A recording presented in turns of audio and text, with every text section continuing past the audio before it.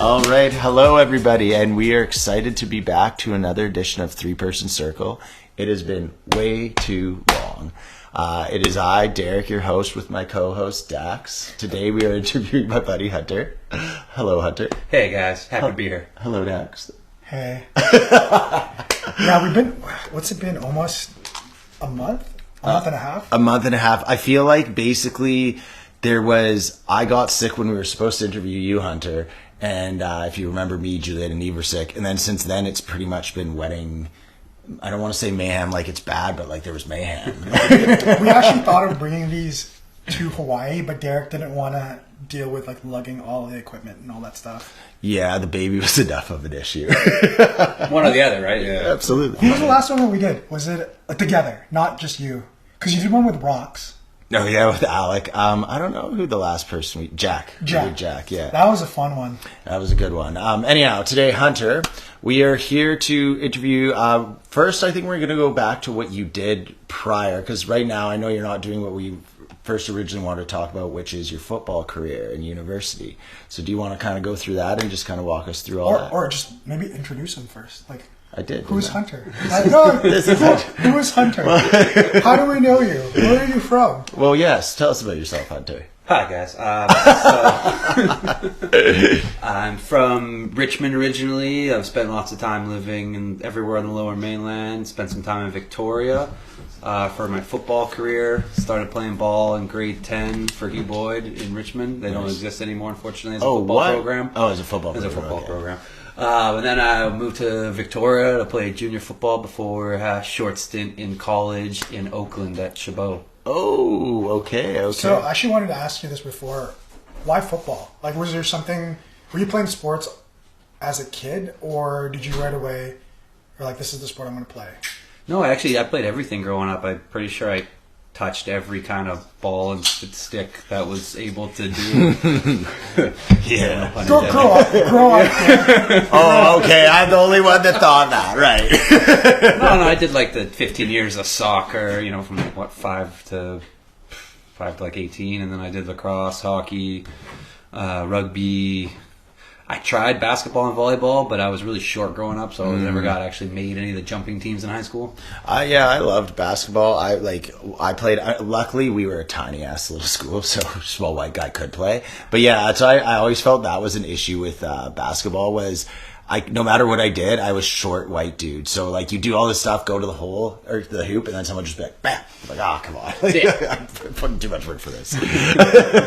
Well, football was the one that like you gravitated towards. Yeah, I think I just picked it up when I was in grade 6 or 7, really. Kind of fell in love with it. And then I wasn't really able to play it, unfortunately, because I went to a high school that didn't have it. And then my parents helped facilitate me transferring schools so I could really pursue it better. That's why you switched schools, was to play football? Yeah. Oh, that's sweet. Yeah, so I switched in grade 9 to Hugh Boyd to join their football program. And at that point, you're just like, I just want to play football, or were you like, I want to like try and make it into the college or something like that with it? Oh, that was always the dream. My goal was always to like get to America, play football. Like, Sweet. Didn't care how. How does that work? Because, for example, in North Van, there's not a lot of football opportunity. There's a couple of schools, obviously, like Windsor, Handsworth, Carson. I'm pretty sure there's... and Sentinel. Argyle doesn't have a football team. How does that work when you're younger? Like, did you start flag football or play touch or something, or just right into high school? Yeah, unfortunately, I didn't really know what kind of organizations and like what was available. Like, I never did any camps or any training or anything. So we just went straight into high school. I just played with my friends every day for like 3 years, and then convinced my parents to let me go to a different school. How was it going from, like you said, like you were playing with your friends to actually playing organized football? Because I had a buddy that did that. I want to say we were like 19 or 20, and that's when he first started. And I remember him just like telling me this stuff, and it just seemed like an insanely large barrier to entry in terms of like you show up and there's so much stuff to do. To learn. I feel like someone who's never like played the game at all, it'd be almost impossible to pick it up and compete just because of the physicality side and the speed. But that was actually my biggest hurdle too, because I thought I was amazing, dominating lunchtime football with my friends for so long, and then going to a place where the speed and thickness, where people could just hit you if they're trying to stop you, is such a different thing. that took me probably about 5 years to get around to get to the next level. What did you jump in right away for? What position? Like as soon as you got to Hugh Boyd, what did you want to play, and then what did they place you in? Man, I thought I was going to be like the starting receiver, but I ended up being like the backup right tackle, offensive line. My first year in high school, I was still short and slow at that point, so I just kind of worked my way up for a couple of years because that's kind of how football works, right? Especially in high school, bigger, faster, stronger kids are going to get to do whatever they want with you. Yeah, right. So then, what position did you end up playing? Because obviously you weren't a tackle all of high school. No, I actually played a different position every single year of my like football career up until it was over in college. No way. Yeah, I went from right tackle to, I think, backup quarterback in grade 11 just because they needed depth and someone to be scout team quarterback. And then I started at fullback and linebacker in grade 12. And then when I went to the Rebels, I thought I could play defense and be a safety because that's basically like center fielder almost. Okay. But then I realized that I couldn't man cover anyone because I wasn't very fast. That's a tough thing. And I'm kind of soft as hell, so hitting doesn't look good when someone just runs through you in the hole. It always sucks when speed is the thing that hinders you because you can only really do so much about your speed. Like you're not going to become like way faster. You're just kind of where you are. Fair. Now I'm pretty fast compared to most people my size, but playing DB is its own other world because you have to like be so quick twitch because you don't know where you're running. You have to chase the guy and then catch up to him, and you have no idea which way he's going. Yeah, right on. Yeah. So what was your most preferred position if you played everywhere then? Oh, that after the coach pointed out that I couldn't cover shit, I decided to switch to receiver because in Canadian football you get this thing called a waggle, which is like a running start to the line. So speed isn't as big as a factor because you're already running when they have the ball. So you see those guys who line up like 15 yards back and take that running start. Like as he hikes it, he hits through. Exactly. It's such a huge advantage. Those guys who don't have that quick burst speed like in Canada as opposed to America. But that was my favorite thing in the world because get a running start, and I've always been really good at tracking the ball and catching it. That was my strong suit growing up because that was all I did for my childhood, just lunchtime football, right? Basically, whatever jackpot is, just me and three friends chasing the ball in the air. Right. So that was my favorite, hands down, and I loved that. And I wanted to do that my whole career, but unfortunately my second year in junior football, we had a football game against the Okanagan Sun where I want to say about 30% of our team got injured and like couldn't play the rest of the year. Oh my God. And of that 30%, 3 of them were our quarterbacks. So we like took a ferry from Victoria and like an 8-hour bus to the Okanagan, got our butts handed to us like 60-7 or some BS score like that, and just came back on the bus and everyone was crippled. Damn, is that a thing that I've always wondered that with football? Like, obviously, 30% in one game is a huge hit. Yeah, but is there injuries that happen quite often? Tons. Yeah, every game you kind of on paper expect to lose someone for the year. Sadly, Even professional football. oh yeah, especially professional. Like football. we watch. I mean, thank God you don't play fantasy football because it's literally the worst fantasy sport of all mankind. But I feel like this is a sensitive topic. any given game, you will literally see someone be out for a long period of time. Any given game. Yeah. You just gotta hope it's not one of your guys. Yeah, it's such a grind. That's why like teams get the bye week and like you want to almost be hurt at the beginning of the year so you get healthy near the end. It's such a messed up So way. what does the body feel like through an entire season? So I'm like thinking about this because in high school, what's the physicality like? And then going to junior college and then going to America. Like, can you talk me through the differences in how the body reacts? For example, how you dealt with it in high school and what those pains day to day, game to game look like compared to JUCO and then to America. Yeah, I don't think, compared to the other two, high school wasn't as bad just because I was young and, limber and guys weren't that big all the time. Whereas junior and junior college, I spent the first 3 days of every week just managing injuries and trying not to aggravate them. Yeah. Because it's not like you get a lot of downtime, right? You play your game on Saturday, you get the Sunday off, and then you're back at practice on Monday, right? Right. And it's every day, basically, so you have to compete and get ready. What does practice look like? Because to me, how do you practice football without hitting each other? So if you're labored, I'm assuming no one's hitting you, how does it look? Yeah, it's a lot of the fundamentals and stuff. Like we would do I think one padded practice a week in college. Once the regular season's going on, obviously we beat the crap out of each other before that to see who's got it. But during the season, we would just have one Wednesday padded practice. The rest would all just be helmets and shoulder pads, right? Because if you don't have no leg stuff, that would, make it not want to hit each other. Right. Okay. And the coach would be very against it. Mm-hmm. Yeah. What was the worst injury you got in football? Oh, my worst one was, unfortunately, in my last year of college, I was kicking out the DN, so I was pulling and trying to block the DN out of the hole on a halfback dive. And unfortunately, the halfback got tackled in the backfield, and him and the defender both fell into the back of my knees as I was blocking. So the guy I was blocking just basically accordioned me back upside down on top of it, and I just turned into a big paper clip that got bent in half. My knee, I had a knee injury, so every time I hear knees, it's just a little more cringy for me. Yeah. That's the thought of it every time. I feel the shots down my leg. That's always whenever I watch football, it just shocks me that guys don't fall into people's knees more and blow their knees out. Well, if you watch an NFL game, pretty much every single lineman has the double thick knee braces on for that exact reason, because they've all had their knees taken out at one point or another. So crazy. Yeah, I guess that makes sense. If you're going to the pros, what is it, a 16-week season with a bye week in the 16 weeks? They've moved it up to 18 now.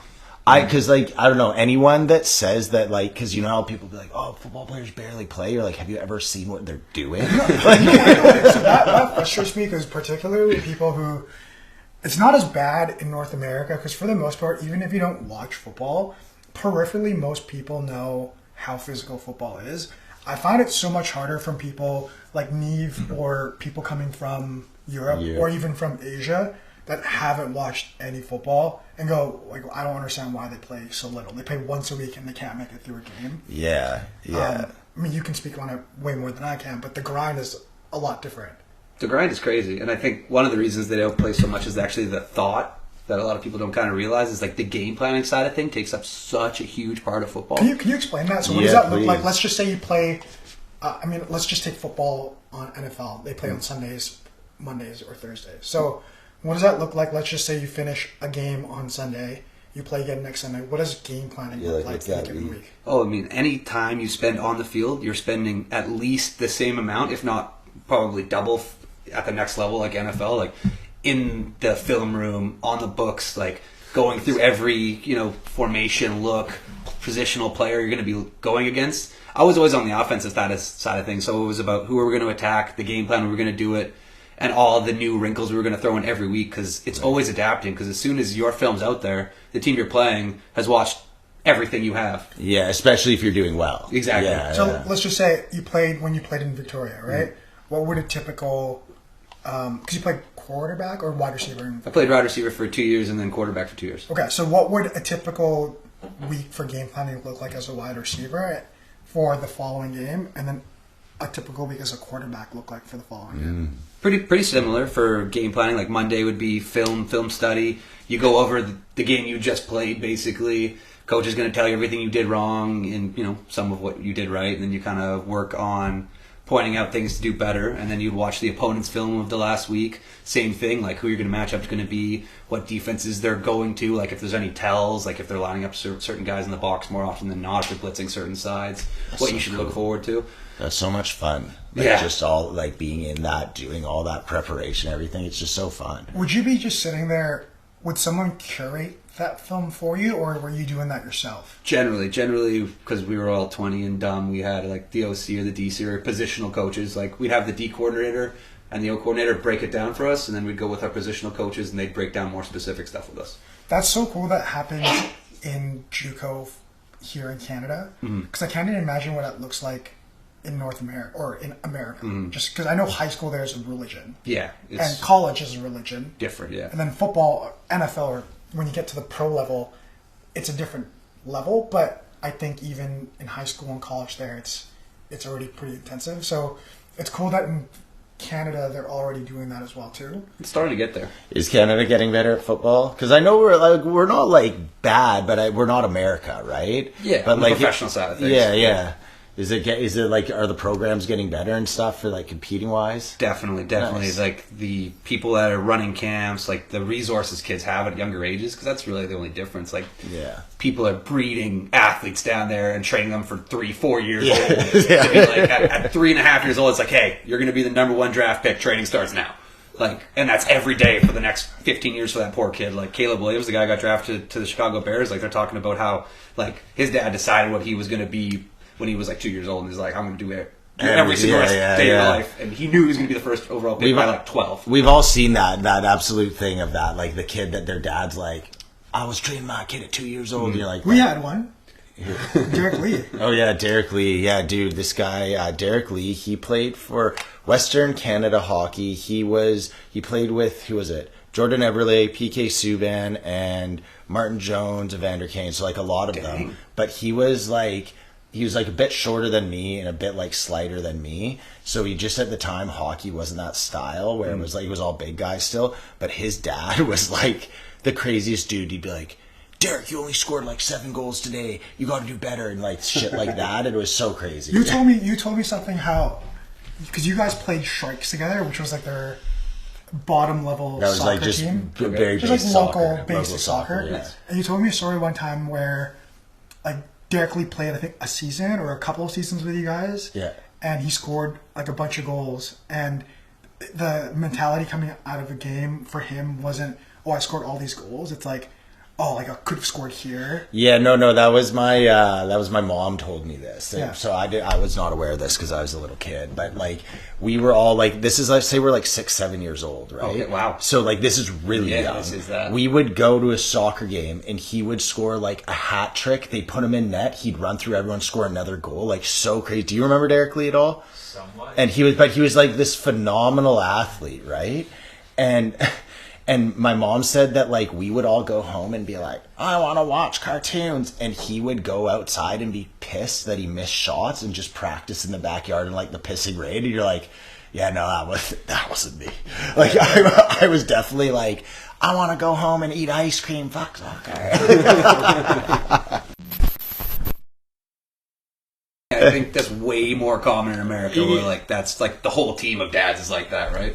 Well, even what you were saying, like just as you brought up like high school ball and how everything you were saying like that we're doing in our JUCOs here, they're doing in their high schools. That's just another level of like, how do you compete with that if you're like, yeah, we're gonna go to after school and play some football for the football team. Then you go to the States and they're like, they have like literally a room where there's guys taking tape and it's like the nicest room. Did you have game tape at all in high school? Yeah, that was kind of the beginning of the whole digital side of things. We had like DVD copies of our games. And stuff, so we did do some game film. It was nice. Like, would you come out of a game in high school and have film film time?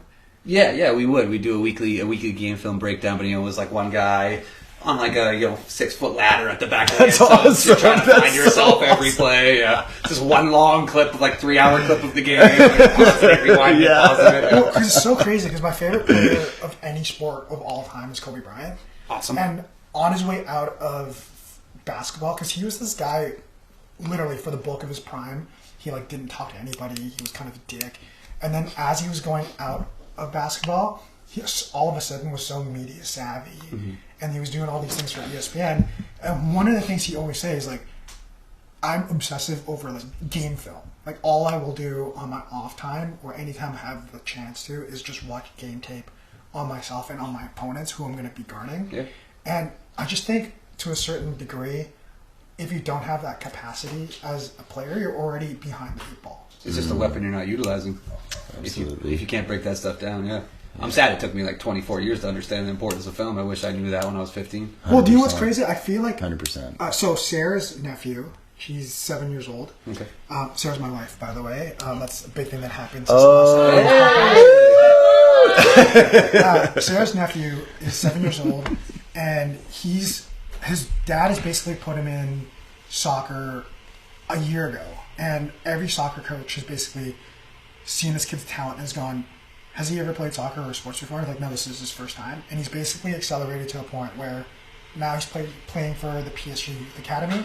Cool. And then he got tabbed for this program called Path to Pro. So it's pipelined. Which they've already identified I saw his brother her brother on Monday, and he's the youngest kid. He's the only kid in his age group. He's the smallest kid, and they have him against kids that are 2-3 years older in the training program. And a lot of the coaches go up to him and go like, has he done any formal training before? And he's like, no. But I feel like if we'd grown up in this era where there was so much abundance of training, if you just had any form of athletic ability or passion, you could go further than what we were doing growing up. It's much different now, yeah. There's just so many more opportunities. Like this 7-year-old has, a direct path to professional soccer at this age is crazy. It's so cool. But not even that he has a direct path to pro. It's at PSG in France. Like, it'd be one thing if he was at the Whitecaps and all this happened. That's still crazy. Yeah. But think of how crazy the tentacles are that they can reach from France all the way to here and find him. Very cool. Yeah, it is. It's super cool.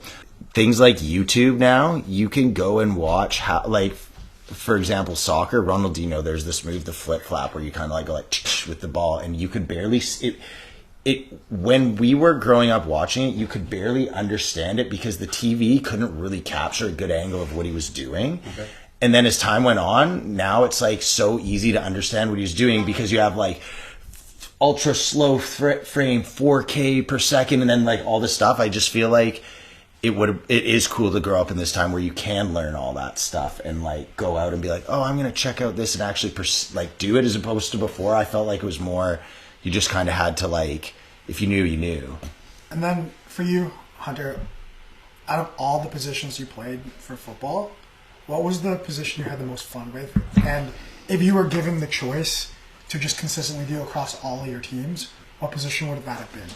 Like, are we saying I have all the athletic ability I would need to be successful? Yeah, like the position, because you said you played all these positions. Yeah. What position did you have the most fun with? And let's just say you did have the ability to be successful. What position would that have been? I think what I played in college was like H-back. It's like a tight end, fullback hybrid. Yeah. If like I was going to continue my career as like a full contact football player, that would be my favorite because it's the most fun. Nice. Best hybrid of, smashing and actually getting to catch balls. Okay, and then because none of us have left Canada for any sport before, even for fun. Actually, you have for college, technically, in Vegas. Yeah, and I played in Europe. Yeah. But how did that process start? How did that happen? And what was that like going from playing football in Canada to now all of a sudden playing football in America? Yeah, I mean, it was quite a weird process, actually, because I had kind of given up on football at that point. I thought I was done my football playing career. Okay. I was actually beginning coaching, so I was doing coaching clinics with one of my former coaches. We were doing like a West Coast tour because he's a professional quarterback coach. He actually works for the Indianapolis Colts. Yeah, that's super cool. Yeah, it's very interesting. That's super crazy. He used to be with this company called National Football Academy, and I had joined him as like an assistant coach, first year players, like, got to demo stuff for the kids. And we were, doing like Seattle, Oregon, Cali, and we were in San Francisco doing camp for like, it's from 8 to 18 basically, kids who want to get to that next level, quarterback camp. Right. And I was basically just running routes, catching passes for these, 15-year-old kids who could throw better than I could at 21 years old. Really, really depressing to see that, but really cool too. Yeah. And the field we were doing it at, the coaches were watching. It was the JUCO that I attended. They came down. They're like, "How old are you?" And I'm like, "Oh, I'm 21." It's like, "Have you gone to college before?" I was like, "Nope." Oh, wicked. I was like, "Do you have any tape?" And I was like, "Yeah, I have tape." And my coach is standing behind me, just laughing his butt off because he thinks this is ridiculous. Like, basically, me flirting with some grown men. So I sent them the tape, and they like the next day they sent me an offer to like come down. Like, well, assist with gas money, wink, wink, whatever college football was doing at the time. I don't know what's legal at the point, but and I just basically got recruited on the spot. Bizarre. Like, that has to feel so cool, though. It was. I mean, compared, I was with a bunch of like 16-year-olds. I looked really good. Yeah. What was that like? What was that like from sitting there randomly to going, what the heck? Yeah. Then to getting an offer. What was that feeling like? I mean, I was already at like the high point of like my football career. I was like, okay, yeah, I'm a professional coach now. Like, this is exactly what I wanted. I made it. Yeah, you're getting paid to do it. I came back like home to Canada and be like, I could be a college football player. I could be what I watch on TV. I could be Reggie Bush. Like, this is...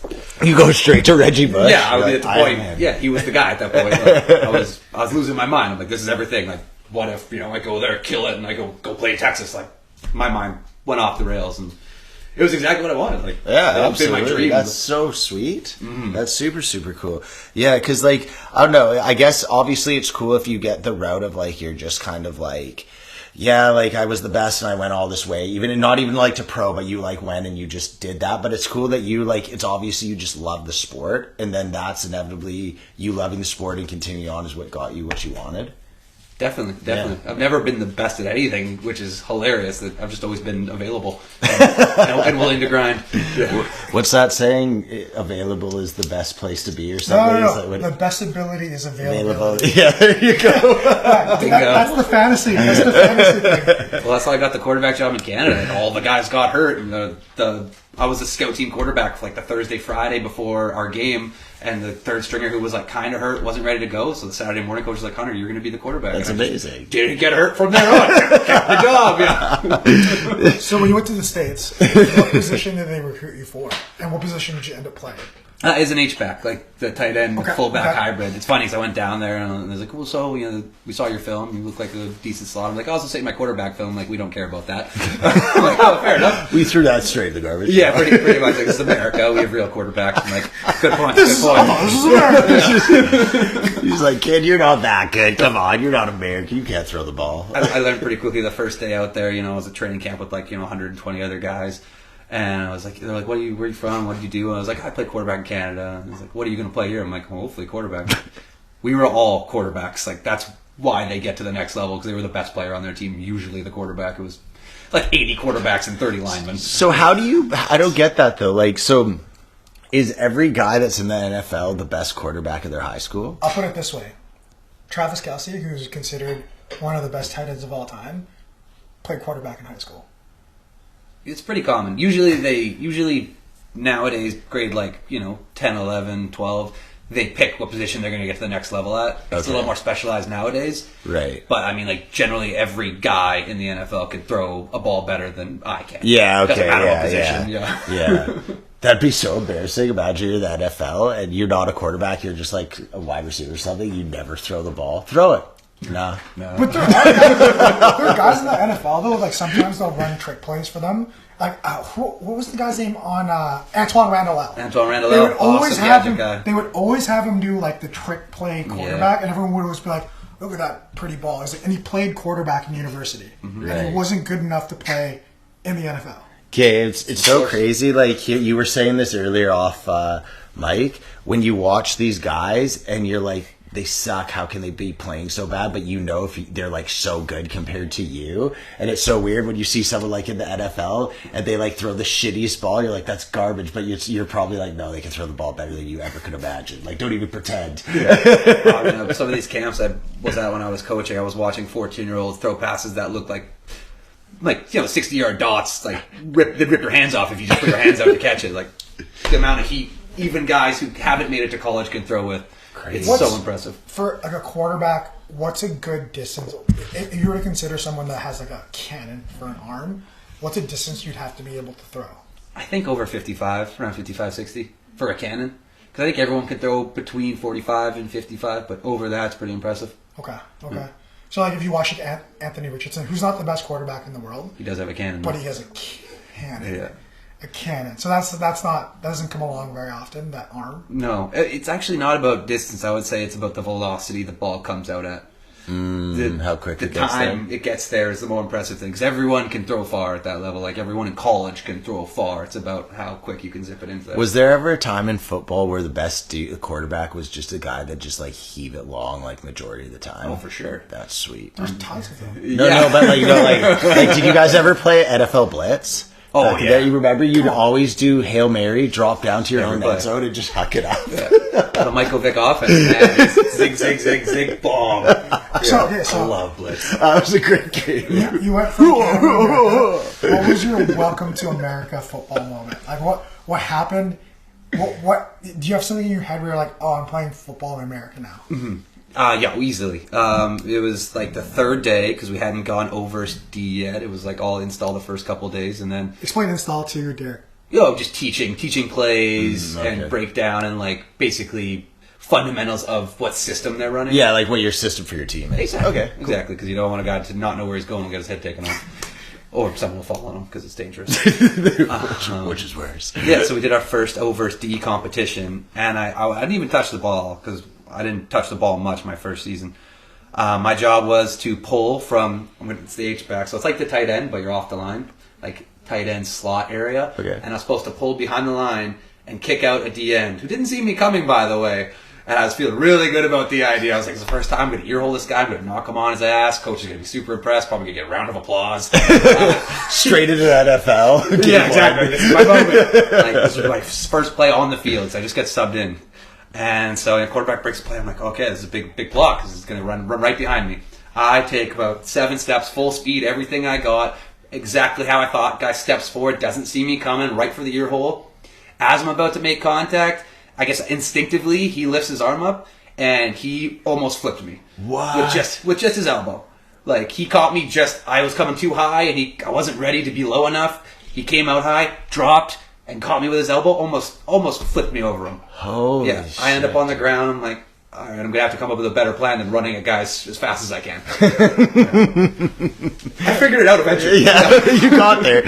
Yeah, that the mayhem. Like, how long is it playing football? Okay, not the running once they've caught the ball. Like the once the quarterback hikes the ball, that's like what, like 3-4 seconds, and then the ball's gone. Even less. Yeah, 2 to 3 because you want to get the ball out. Yeah, you normally don't want a quarterback holding on to it too long. No, bad things happen. Yeah. I can't even picture. It'd be so cool to see if they put some cameras on the helmet so you could just see the mayhem a little better of what's going on in like the pocket. Yeah. Oh, nice. Yeah, they've done that a couple times. Like in training camp, they do that a lot. Like they did it the whole time with Tua the last couple of years, because they want to kind of make sure his brain's working and his eyes are working. Oh, really? So in training camp, they put a camera on the Dolphins quarterback's head, and watching it is just terrifying because he's short, right? So all you see is the back of line. Tua's the one that's been rocked a whole bunch. Yeah, the one we keep talking about in our group chat. Yeah, that's the guy. Yes, that Derek. guy. So funny context. Derek is in our NFL group chat, Of course. and he joined the year we lost in the Super Bowl because he was like, "Oh, Dax is into the Eagles. I want to know what's going on, and then I'll watch the Super Bowl with you guys." So he got That's added a committed to friend NFL. right there. Well, I know, but my dad loved football. Like, he was obsessed. So I grew up watching football. Okay. It's just more, so I like know the rules of football. It's more just like the players and stuff. And then I used to like the Eagles because I think it was what NFL had, what Madden had Michael Vick on the cut, or not Michael Vick. The Vikings running back. Adrian Peterson. Yeah, whichever that one was. The year before his horse ACL. It was when McNabb and Akers and who else was on, and Terrell Owens was on the Eagles. That's when I started liking them. That was like 2K5. 05. That was Yeah. 2K5 because we Yeah. only had Terrell Owens for a season and a half, a season and 4 games, glorious season and 4 games. Donovan McNabb he had went to this the guy's- biggest chin. He was thick, boy. He chin was was like- surprisingly thick. Yeah. Everyone thinks he was like a fast running quarterback. He was more like a Ben Roethlisberger thick boy type. Yeah, big boy. Yeah. Okay, so monster. what would you say was the biggest difference from football in Canada to football in the States? Oh, definitely speed and size, easily. Just the ability the guys can close on you. Like the difference between me catching like a 5-yard out and being able to turn and like run up the field in Canada.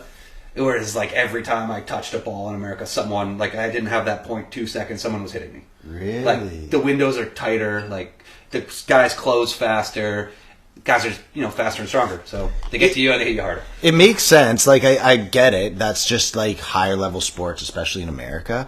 But it just seems almost impossible. You're like, how are they that much faster? You know what I mean? Like, what are they doing so much better that they can get there that the Canadians aren't like that? Like, I know there's answers, but it's just, it seems weird. If I got a good answer, I got a silly answer. I'd want both. My silly answer is probably like, we don't have Pacific Islanders here.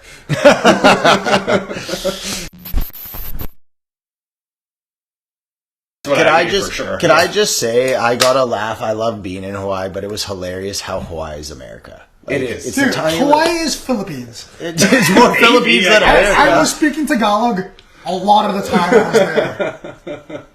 This is the European port.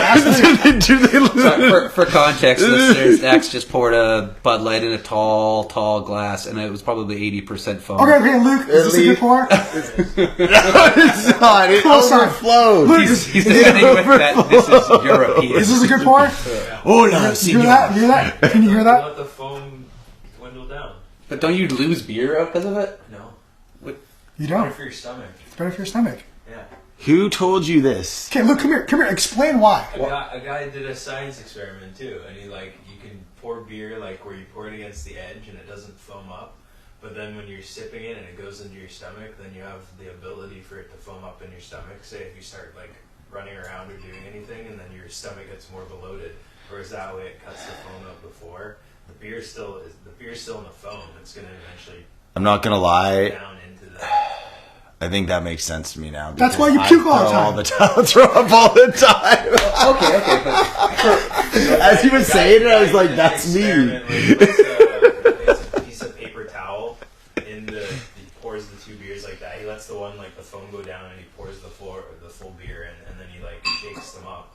And the one with all the foam in it, it starts overflowing out of the glass. And then the one that he's done that to just stays fine. Okay, so you know what? I think we'll have to agree to disagree.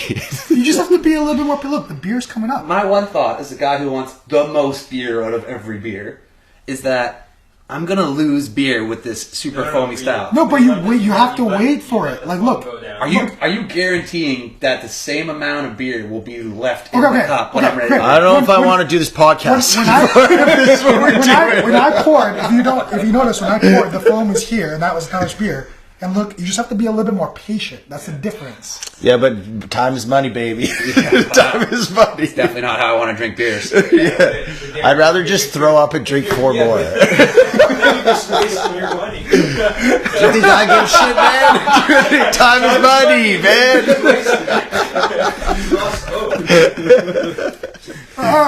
This podcast isn't about me and my beer. No, and I think it has turned into. Get out of here. Get out of here. Okay. Yeah, sure. Pivot back to Hunter, like you always do about this. Okay. So, you watch sports, professional sports all the time. One of my favorite YouTube things is watching, literally any sport. Hockey, football, basketball, and all the trash talk that happens. Okay. I don't feel like a lot of trash talk happens in the high school level for sports, for Canada. I mean, not when I played. I don't know what it was like for you. What is the trash talk like, the difference between Canada and then in the States? Yeah, I never really dealt with trash talking much here in Canada. I always felt like I was playing in nicer circles. The trash talk in the States wasn't that bad. I guess I never really started any rivalries or had any battles, but yeah, not at my level of college. I never really came into it. I had guys as they were on top of me, calling me a bitch, but that was about it. But that's pretty standard. But that's kind of more part of it. It wasn't that's always one thing I found so interesting about football is how they will just rock each other and be like, dumb little bitch, stay down. And the guy just gets up like it's nothing. Whereas me in soccer, the guy throws the ball and I catch it. I'm like, fuck you, dude. Watch it. It's so heated for no reason. Maybe that was the best question. Are people talking all the time? Yeah. Is there talking, constant talking? Oh yeah, football is super about communicating. Are you talking about talking in the sense of Sure. if I'm playing sports, right? For the most part, every sport that I've ever played in Canada, and maybe this is just because I've only ever really played basketball and jiu-jitsu, and both those sports, I never really experienced someone talking to me the whole time. It'd be shocking if you got tripped while you're jiu-jitsuing. There's some people that do. What? Yeah. Some people you'll be that's actually terrifying. Some people you'll be sparring with, and they're just chilling like it's having a game, and they'll be talking to you. I'm like, oh, That sucks. okay. But in America, do you find people every play someone's talking? Yeah, there's lots of talking, and then that 5-second window when a play ends. But there's so much thought that goes into football. People are usually just kind of dialed in on that. Okay. As soon as as soon as the whistle's blown, one guy would be strapped up and then jog off. That's about it. Right. Yeah. I mean, just as we've been speaking here, just thinking of the tactics of football. So soccer, for example, again, I'm soccer, so that's what I always base it off of, right? Mm-hmm. There's tactics, there's a lot of them, but they're all very you have an offensive tactic, a defensive tactic, and maybe if you're the better teams at halftime, you switch your ideas. So let's say you're doing a thing where you're you know what, we're going to get it wide and cross the ball in, and then at halftime you come in we got to get it in through the middle.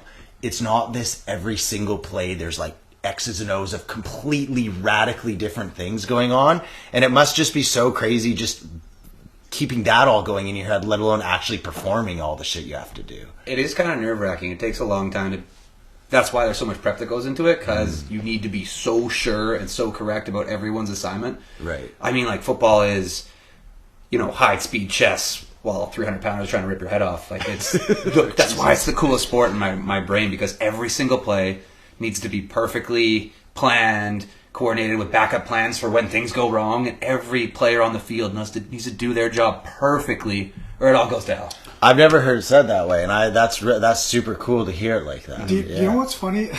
The way you just described it is literally how Joe Rogan describes MMA. Oh yeah, where it's like it's fast-paced chess, where you have to pivot on your game plan and figure out when shit goes wrong. Because fighting in general, you have an idea of what you're supposed to be going into because you're studying the person. You have 3 months to study one guy's footage and how they attack you and how you attack them.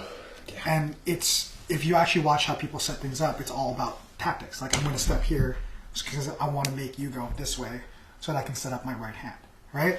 But it's funny that I feel like every sport you can say that, but there's a violent aspect to football that it's not in soccer. Yeah, absolutely. Or in basketball. Definitely. Right? Would you say, would you say can you win, like, if you have a talented team, but they're not as well prepped, can you be a less talented team, but you're prepped and you're going to beat them just solely on that? Or is it a certain point, like, talent overtakes preparation? I mean, if the gap is huge, I feel like talent. Of course, like, yeah. Once you get into the more competitive levels, then it's about preparation and skill. Yeah. But when there's a big gap, sure. When I'm talking like let's say they're both elite professional teams, so it's not a thing. It's like we're talking about, like, you have, like, I don't know, it's not going to be the best example. You have, like, a Pat Mahomes or someone, like, they're really good. They're all talented. There's a few of those, but maybe they're a bit lazier as a team versus another team. Again, still professionals. Yeah. The guys aren't these top. You don't have the Pat Mahomes top talents, but they're, like, hard ass working, well drilled. Is there a thing where you're like, well, the well drilled team's gonna win, or is talent usually still? No, it happened like 2 weeks ago. Like, the Eagles played Dallas. We both had our backup QBs, and right. They're less talented team, as prepared as they were, just wasn't up to speed. Yeah, sure. I'm just joking. Yeah, I'm sure. I didn't get a joke. I'm just joking. But this is going on the internet. Yeah. No, that was definitely a situation where Cowboys weren't prepared for what the Eagles were going to bring at them. And it happens all the time, right?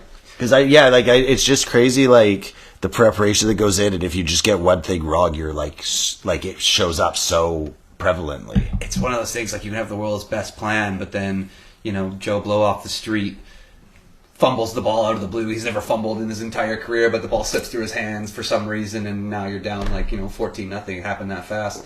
And then all your game plan goes out the window because you weren't ready to be down 14-0. So, you're a Texan fan, or Cowboys fan, pardon. I am, yeah. Actually, he's a Texas, just period fan. All Texas. I am, every sport. Yeah. Oh, nice, okay. Ask him all the Texas sports he likes, or Texas teams he likes. Who are they? Basketball is the Dallas Mavericks. It's the Texas Rangers in baseball. I love the Dallas Stars. Jamie Benn, Victoria homeboy. Hell yeah, I love He's Jamie not a Canucks fan. I know, man. Jamie Benn all the way.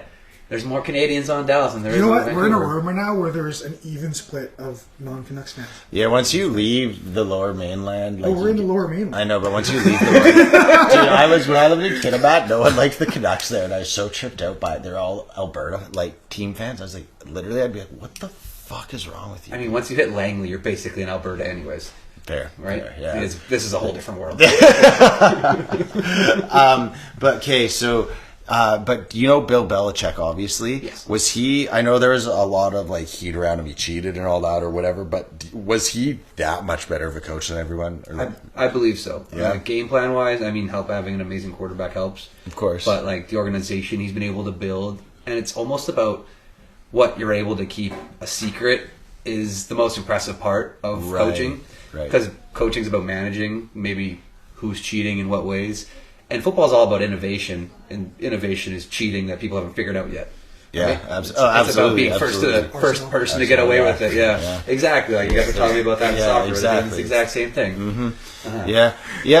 I don't know. It's really weird just because as you've spoken about it more and more, and I think about it, it is crazy how good the Patriots were for so long, just because of all like the tactics and stuff. And then, like you said, it's not that they were good. It's like they kept winning, and then people were studying their game tape more, and they kept winning. So it's not like they just did one thing over and over and over and over again.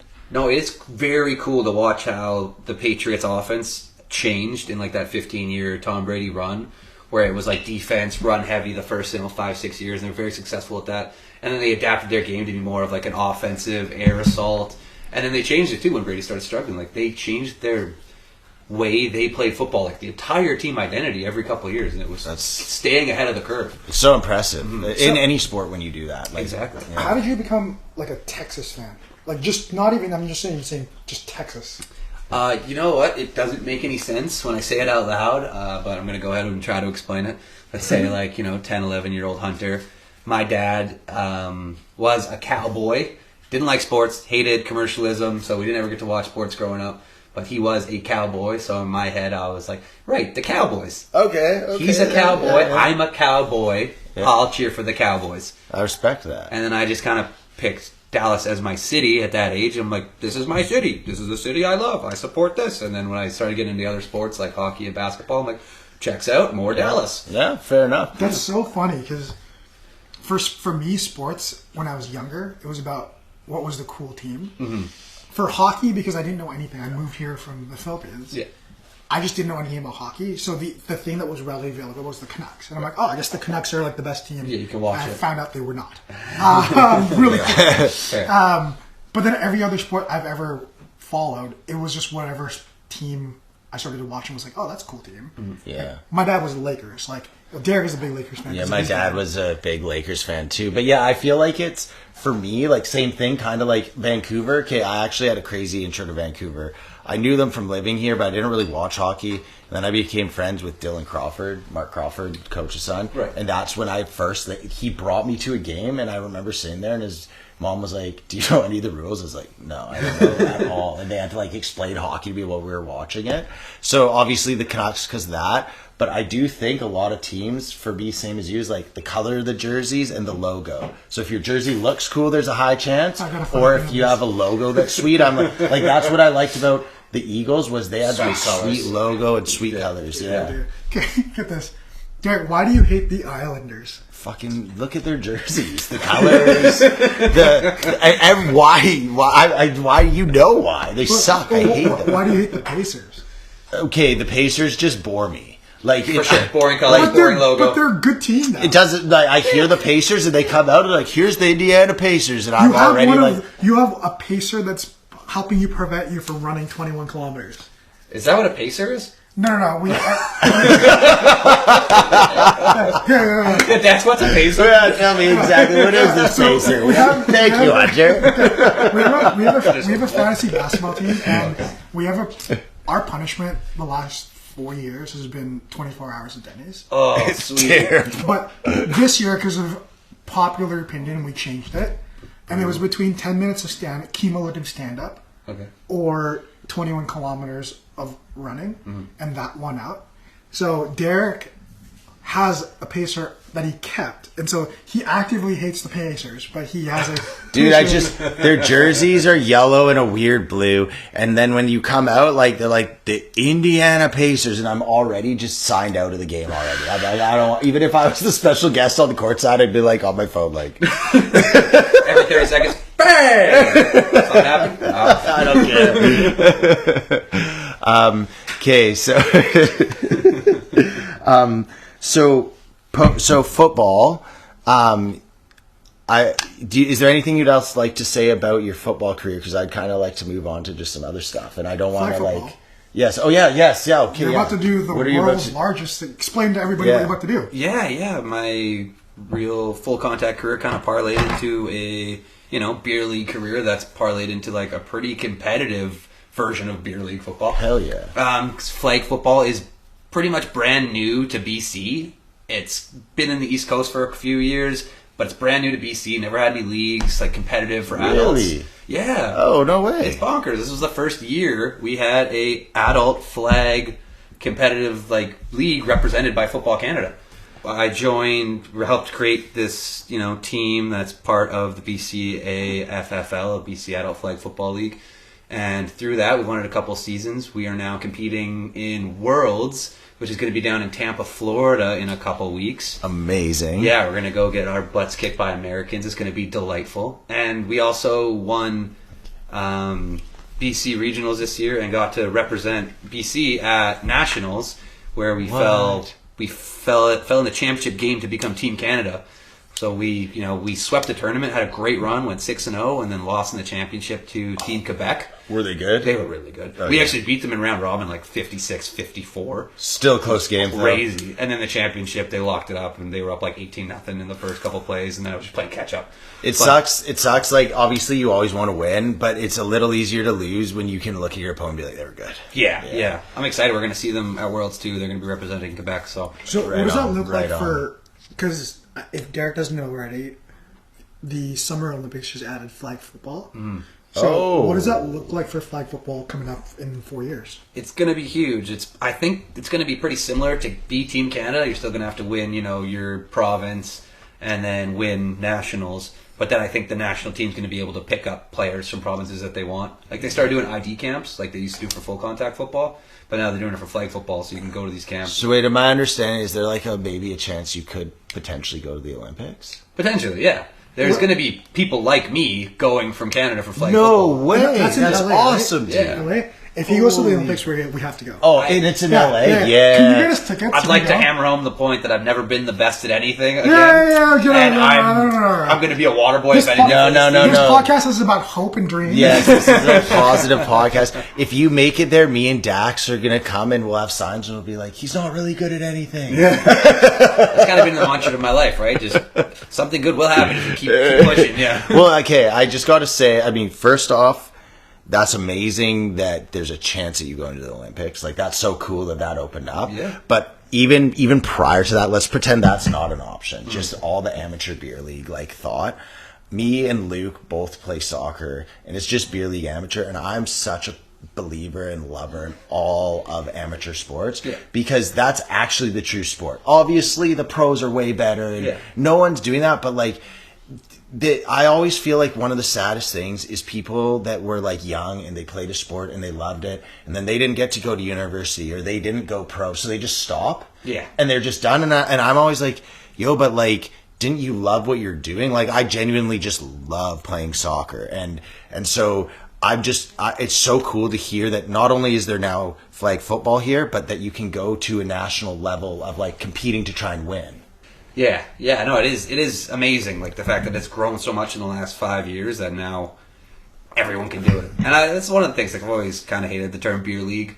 I love it because, it gives a league for adults, but I'm so competitive and so driven because I love football. I've played in every league in BC. Yeah. I have done the 6 games a week schedule when I was younger. Right. And just all the football I can get. And that's my favorite thing in the world, just competing, because I love the game so much. I honestly, I have to go play competitive sports. And I think it's something that makes me chill because it is you can go out there and you do this thing competitive and then you walk away after and you're like, all right, I'm chill. Whereas I wonder if I didn't have that thing, what would I do? I'm not saying I'd go crazy, but I'd go crazy. Oh, there's weeks when if I'm hurt or if it's snowing and I don't play football, I'm just I'm not happy. Mm-hmm. I'm living life and I'm happy, I'm enjoying people's company, but then I get home I really wish I played football today, and that goes on every day. I feel that. Oh, it's a different way of life when you're competing and doing what you love, right? And that's all. I'm I don't know. For me, soccer is my number one thing I love the most by far. Yeah. By far. So I totally get that. I do my job and I love my job and it's cool and it's my career and all that. And I don't mean to slight it by go, no, it's cool, but I love my sport, and I can tell you love football, which I think is just awesome. I work so I can do those things. Yeah. We talked about this. This is a nice segue. We work to go do the stuff that we want to do. 100%. 100%. What do you do now? Just tell us where you are, what you do. Do you have any fun stories? Fun stories. That's a really general question. Super Yeah, general. I know, because the things I want to talk about are so far off the cliff from the norm. See if we can come I around to don't it. really know how to like integrate what I'm going to say and make it What normal. are your barometers of fun? Like fun in life? Like fun Saw a dog today. That was pretty fun. Yeah, exactly. Just tell me. All right, I'll start with the first part of that question with what I do for work. Yes. So I actually It's an open-ended question. let's break this down into halves. Tep, edit that. Oh no! No. Edit it so it works. Leave it in. So I have 3 jobs currently, which I love some of them. I'll get you my Monday to Friday, my 9 to 5er. I am a sales rep for a paper and packaging company. So I'm on the road working with, any kind of shipping, warehouses, basically any company that uses stuff, I try to sell to them. Oh, okay, cool. Yeah, super vague. And it covers everything. My job is super complicated because anything a company uses, I have to have the ability to find and sell to them. So it's like you go into some company and they're like, obviously we want paper, you do that, but then let's say they're like, oh no, they're like, we need staplers or something. Yeah, you'll hook them up, and if you don't, you'll go find that. Okay, cool. My bigger moving products are like wrap for pallets, like hand wrap. Shelving's a big one. Carts.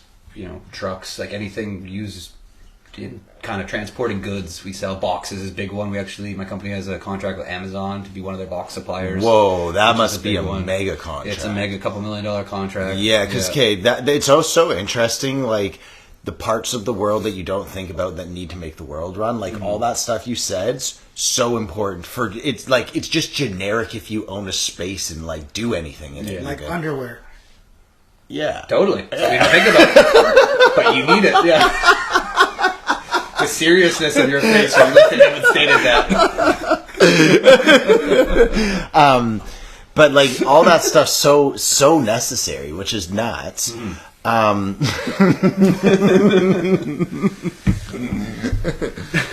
Sorry, that was good. But yeah, that's my 9 to 5er. That's Okay. the Monday job. Pays the bills, lets me travel and do football. And then I moonlight weekend nights as a bouncer, security guard at a concert venue in Vancouver, Harbor Event Center. It's strictly concert based, so I don't really have a set schedule, which is delightful. Like Perfect. They message me a week ahead of time, being like, "Hey, need you Friday?" No, I'm busy. Oh, nice. Okay, so you don't have to be there if you're busy. No, 100%. Sweet, Super sweet. flexible. I mean, if I say no too many times, they stop calling. Yeah. No one downside. So that's fun. I work with like 3 or 4 of my football buddies. We just hang out and make fun of drunk people. It's a great way to make money. That is a good way to make money. Then my favorite job is my training. I do flag football training for kids. Okay. Mostly quarterback stuff. We do camps. That's through Rise Football. It's a kind of new company that started out east, but now it's made its way. It's pretty big on the island and coming to Vancouver now. No way. Oh, that's great. Especially with the fact that flag football is in the Olympics now. That must just open up a huge market for you, I'd imagine. It's going to grow. I think over the next 5 years, it's going to grow exponentially. I think it's one of the biggest growing sports in the world. I mean, there's not too many sports being created every day. More than pickleball? It might be competitive with pickleball. I think there's paddles more big than pickleball. Paddleball? Paddle, not paddle. Have you not seen paddle? What's that? It's like the one. It's like no, that's also it's a different sport, but it is a sport. No, it's like have you seen it? Picture a tennis court, but there's plastic walls right at the end of that tennis court, so it's all closed in. I saw that at Country Club. What is this? It's called paddle. It's like a upgraded like tennis pickleball. What's the squash? Like it's hybrid. all that. Yeah, because you can hit it off the walls and stuff. Yeah. Everything's in play basically. It's interesting because the sport of football, I think the savage of it is what deters people. It's not the like running and juking and all that. Yeah. So I can see flag football. I can see why there's a whole bunch of people that might love football, be too afraid to go out and play tackle, and then all of a sudden you expose them to that, and they're like, hell yeah, like that's what I wanted. Yeah, and the gear is a set of flags, which is like $8. That's all it costs. If that, you don't even need it. You play touch. Yeah. Too much for my liking. It's like, whoa, rich man. Yeah, I think that's the accessibility side of things. Like to run a flag football team, it doesn't cost much.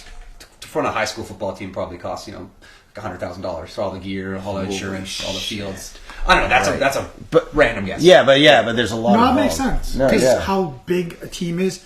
I wouldn't even say the team is the most expensive part. It's actually the insurance. Yeah. Insuring 60 kids, traveling with 60 kids. For sure. I think that's probably the most expensive part of it, to be honest with you. That's sweet. So are you like with this, or would you say you're like starting out something new, or have you joined kind of a pretty big community? Like, do you feel like you're at like you're starting it, or you just joined as it's starting, if that makes sense? Football coaching and like specific camps have always been big. They're growing a lot in Canada. Flag football specific training, I think, is recent couple of years. Okay, like sweet. There's teams like community programs have like flag football teams and stuff. They play each other, Right. But they're dads and generally people who also are new to flag football. Where we've done flag football at such a competitive high level. I feel like we bring a different that's aspect so to the table. cool. I hope that you guys get something, like you can get something going with all that. Yeah. We start our winter training sessions Sunday. We have an indoor turf in Richmond, and we're gonna start working with the kids this Sunday. It's gonna be awesome. Sweet. How often do you do that now? It's gonna be every Sunday for the next 3 weeks before we get back into the season, right? Because spring's a whole another flag season. How where do you find that people are recruiting from everywhere, or is there like specific areas? Like, is it you? I know you said you're out in Richmond.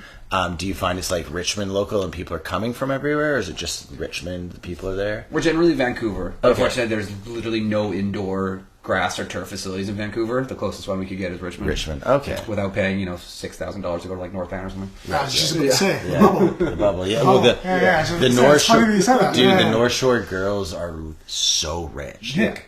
Yeah, they're filthy rich. They can Like, afford to have the indoor facility. they built that thing, and they bought the land, built the bubble, made it their training facility, and then rented out to make more money on it. And you're like, God damn. My dream goal is to like just get wealthy enough to buy like a small warehouse in Surrey, maybe, because then people will be willing to travel out there and just turf it up, turn that into like an indoor football. That'd be soccer sweet. field That'd be super so people sweet. can play indoors. Hell yeah. It's just real estate's too expensive. You can't do it. And there's just no room in Vancouver in these places. Anything, yeah. Literally no more space in Yeah, Vancouver. exactly. Yeah, I think that's the crappy thing about Vancouver is there's actually nowhere to build anything. Yeah. Okay. But anyways, I know we weren't talking about football anymore, and I brought it back to it. So No, it's fine. No, I'm not. I didn't want. It's not. I didn't want to talk about football. I wanted like to progress on. So if you're doing football now, like these camps, I'll gladly keep talking about it. It wasn't like a no football. That's a thing. small part, but that's my favorite part of work. Nice. Yeah, absolutely. So speaking of you bouncing for a club specifically for concerts, I assume it's a little bit different from bouncing from like a weekend to weekend club. Definitely. Like bouncing at a concert specific club is a lot different than bouncing for like the Roxy. Yeah. Right? Yeah. What are some crazy things you've seen happen without specifying so maybe people don't get in trouble? Unfortunately, our venue is right in front of the ocean because it's in the bay. So I've watched people wander into the ocean a couple of times, and Just pretty sure hammering? most of them have gotten back out. Yeah. That was a scary one. The craziness because it is an old casino that they turned into like basically a rec room for adults. What was it called? It was Edgewater Casino. Yes, right. Yeah, So right, it's this Edgewater. huge venue with all these rooms and all these levels, and they like lock them off and bar the doors and like post guys around certain areas so people can't disappear. And they just turn it into like a giant rave room for adults. It's crazy. That is sweet, but it also seems like, since it's a former casino, there is a lot of just like, Corners. you could go somewhere. Yeah. People could disappear if they want. Yeah. If anyone comes there like twice, be like, where do all those hallways go? Yeah. Huh. The guy's usually there's not standing there. I'm going to go disappear for a couple hours. That's so crazy. That's so much fun too. It must be such a crazy like rave vibe scene. It is. It's basically like play that for adults. So when you're dealing like I don't want to talk about like physical altercations like that when I mean this, but like altercations where people are like hammered and they're just obnoxious. Like, is that very, very common every single night, or is that kind of a one-off? Sometimes you'll have a story. It's really show dependent. Like if there's like a rock show or a metal show or just like a regular like party night, then people come and are super messed up. Right. But generally, we're more focused on like certain kinds of like rave music. I don't really know it well, so I'm gonna put it to shame. But like, I don't know. yeah, like EDM or like hard style, like those people just want to like do whatever drugs they're gonna do some and all just in, jump jump. for 6 hours. Those people don't get trashed. Those people don't even drink generally. Yeah, because I guess that's true. It's really like the music does bring a crowd with it, unfortunately. Yeah. And people are paying a lot of money to get in there generally. Like just to Right. get in the doors, usually between like $60 to like $150. So some guy's not drunk wandering off the street. Yeah. Last minute, spend 150. Exactly. So. Oh, this place seems cool. Let's walk like half an hour off the Granville Strip and pay $150. And I don't know, maybe it's just because I'm a softer individual, but I've never gotten to a point, even at my peak drunk, where I've been so belligerent, where I've been a nuisance for a club or bouncers. Most of the time, like when I'm so hammered and I've been out, I just puke and I'm going to go home. You know? Yeah. I've never seen the point where, I'm sure you've seen it, where people get to a point where it's a thing. Yeah. The biggest thing is tiny Asian women. Really? When they get drunk and they just die, right? They just Right. limp noodles. They're just sleeping on couches, like covered in puke. I'm like, oh well, let's carry this thing somewhere. Yeah, we were in Orange number 5 Orange over Christmas. Me and some of the boys. Delightful. And we're sitting there, okay, and we're on like the upper bar, and then it like goes down, and there's kind of like some bench side like bar right, or like little like benches you can sit by right next to the like actual floor where she's dancing, right, or like woman's dancing. We're sitting there having beers, and this one skinny Asian dude, you could tell he wanted to be a gangster so badly, and he was maybe 21 or 22. What if he was?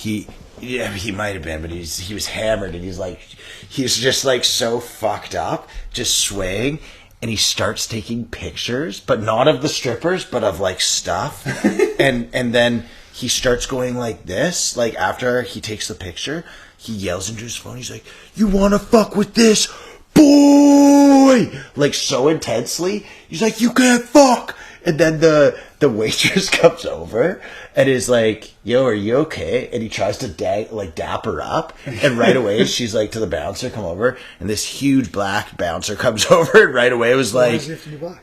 well, he was. Because it sounds way more intimidating than my friend Hunter came up. No, he comes up and he tries, this dude tries to like dap up the bouncer like it's fine, and the bouncer the guy wasn't hostile towards him. He didn't like get him in his face, but he thought him and the bouncer were so chill, and right away he's just like, "You gotta get right out of here now." And he's like, yeah, and then like playing it off like, "Yeah, bro, yeah," and then the bouncer's just like, "Get the fuck out of here." And his friends are like, "Get out, man, just get out."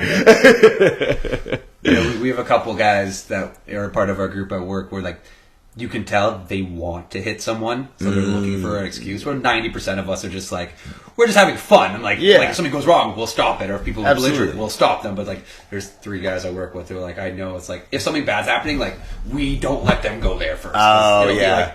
be like 0.3 seconds before Fist someone first. gets pitched. Yeah. I mean, yeah. I feel like that's just a type of person.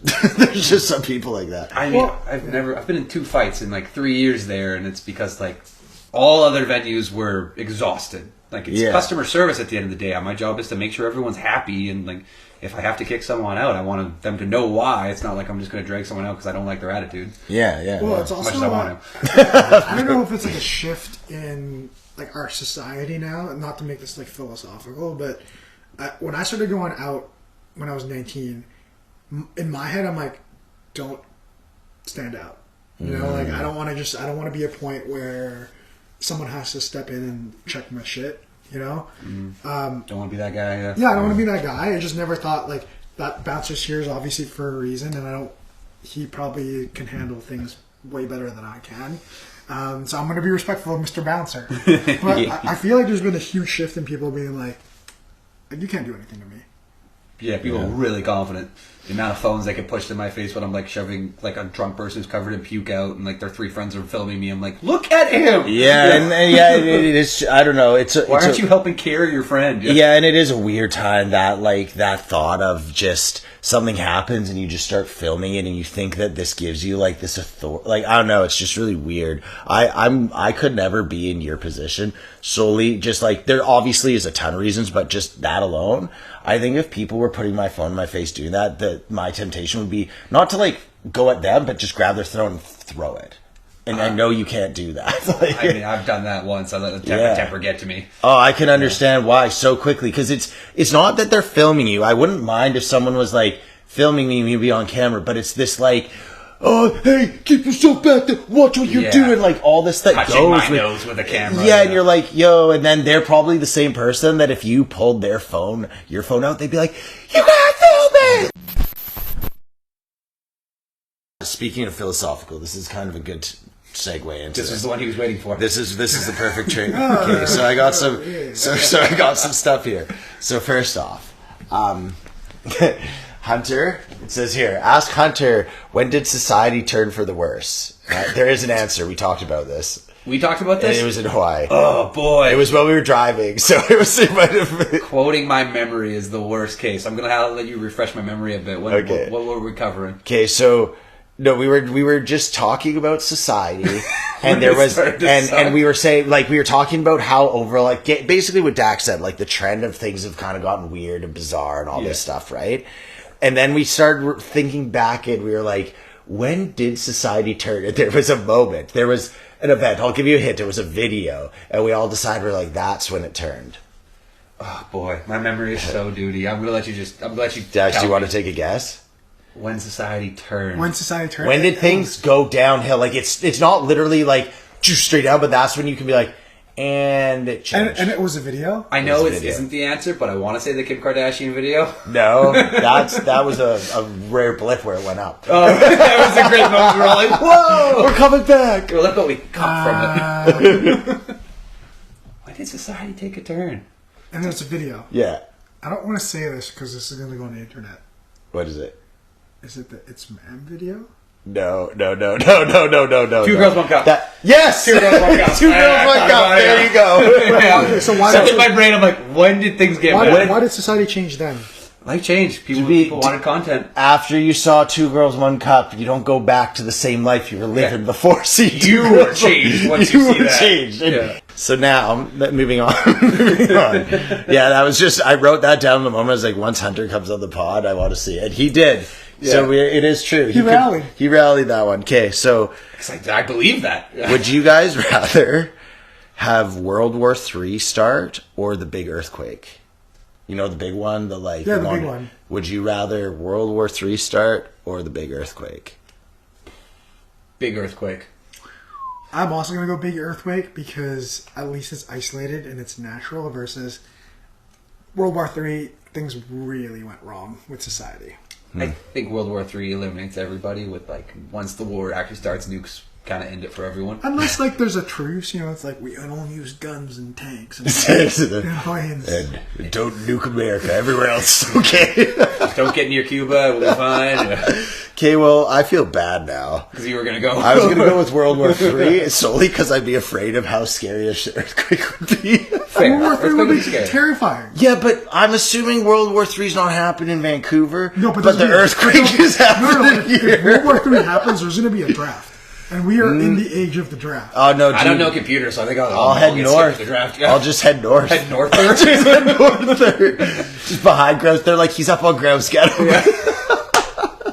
Okay, so are you guys sure you wouldn't rather World War III? I'm telling you, I don't think it's that bad a time. I think compared to an earthquake personally, here. Like, let's say if like World War III eliminates most people, and a giant earthquake eliminates most people, I think the aftermath of a giant earthquake would be better because the people will at least be, you know, together, probably rally. Whereas World War III, like, people are only going to hate each other more. That's very valid. Like, most people are dead. That's very valid. It'll lead to many world wars. Yeah, no, that's better because that's the best answer we got. That's the best answer we got here. Do you have anything better than that? I'm still leading up to let the bombs drop, just no earthquakes. Yeah. But what if the bombs start an earthquake? It's a good point. Ooh. I mean, yeah, I'm sure if you drop nukes, the world's going to change a bit. Absolutely. Did you hear Israel has a bomb that they shoot it, and I don't know if it goes into the ground or explodes above it, but it causes earthquakes. What? A 3.4 magnitude earthquake. And I heard that, and I was like, I hope no one shoots that deer. I feel like weaponry, the capacity for weaponry that people actually have in the world is beyond our wildest dreams. Like, you see science fiction weaponry. I feel like there's some weaponry that's existing out there that's either just like a tad bit under that level or at that level that we can imagine. I totally agree. Do either of you guys believe that at any point the government could explode your phone and kill you? Not until a few weeks ago, until Israel did that. I don't believe it, but I believe that they have the capacity to. Yeah. Wait, it happened in Israel? Yeah, well, they had pagers. They intercepted. Is that what you were referring to? Yeah, the Israelis intercepted a whole bunch of pagers because they found out all these elite officials of Hezbollah would be using pagers, not phones, because it's safer. Intercepted it, put bombs in them, and then they made a thing that when it rang and they put both their hands on it at the same time, it blew up. And then all these people were like, that's a whole bunch of why the Middle East was so unsettled and Syria collapsed was because of that. Holy man. Yeah, it's crazy. Yeah, I mean, that one I feel like is actually not that crazy in terms of when you think what they did. You're like, oh, they put some things in some pagers and then they had an activation blow up. But to actually be able to do it, wow. I think there's some even crazier things. As I've seen, there's lethal weapon things that are size of flies now that they can remote control for assassination, like single assassination attempts. Which in my head is just like we're beyond where we thought we were going to go like 10 years ago. I'm not going to lie. I listened to a book by, I don't want to get too into this because everyone's going to think I'm a conspiracy nut, but I listened to a book by Klaus Schwab, the head of the World Economic Forum, and he wrote it in 2016, and he talked about in 2016 that we had nanobots that you could inject into your body, or they were testing them, sorry. So they weren't out there, but they were testing them so that they could inject them in your body and repair things on a microscopic level. And I was like, what? And that was 2016. That is happening now, though. Yeah. Oh, that's not like a hidden thing? No, it's a thing. Why the hell is my fantasy team all still in? Why the hell is because you drafted freaking Tyreek Hill. All of us did. Okay. Right? No. Oh, God, that's me. I traded him actually at the start of the year. Yeah, it's just me. Okay, that's that. Hunter, I actually thought your answer was respectful. Mine wasn't. Is that not what we're doing here? Yeah, no, we're trying. Right, sorry, wrong. Okay, so pictures and videos are being taken so easily today and all the time in the highest quality, right? Like, is that fair to say? It's tough for them. And all like I alone have an infinite amount of pictures, not literally, but so many, and they're in like the craziest quality. And I think if you watch them, sometimes you'd actually be like, holy shit, Derek made like a nice video of whatever, and it was just me videoing. It wasn't like I'm like cinematography, okay? So,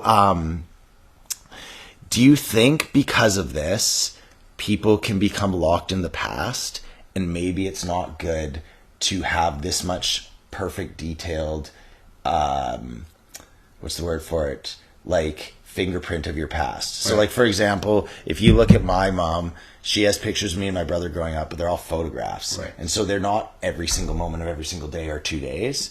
So do you think that it's a bad thing that now going into the future, we're going to be able to see ourselves like this, but like every single day? I'm going to let Hunter answer this because you already know my answer. Do you get what I'm saying? Yeah, Like, for yeah. sure. So what do you think?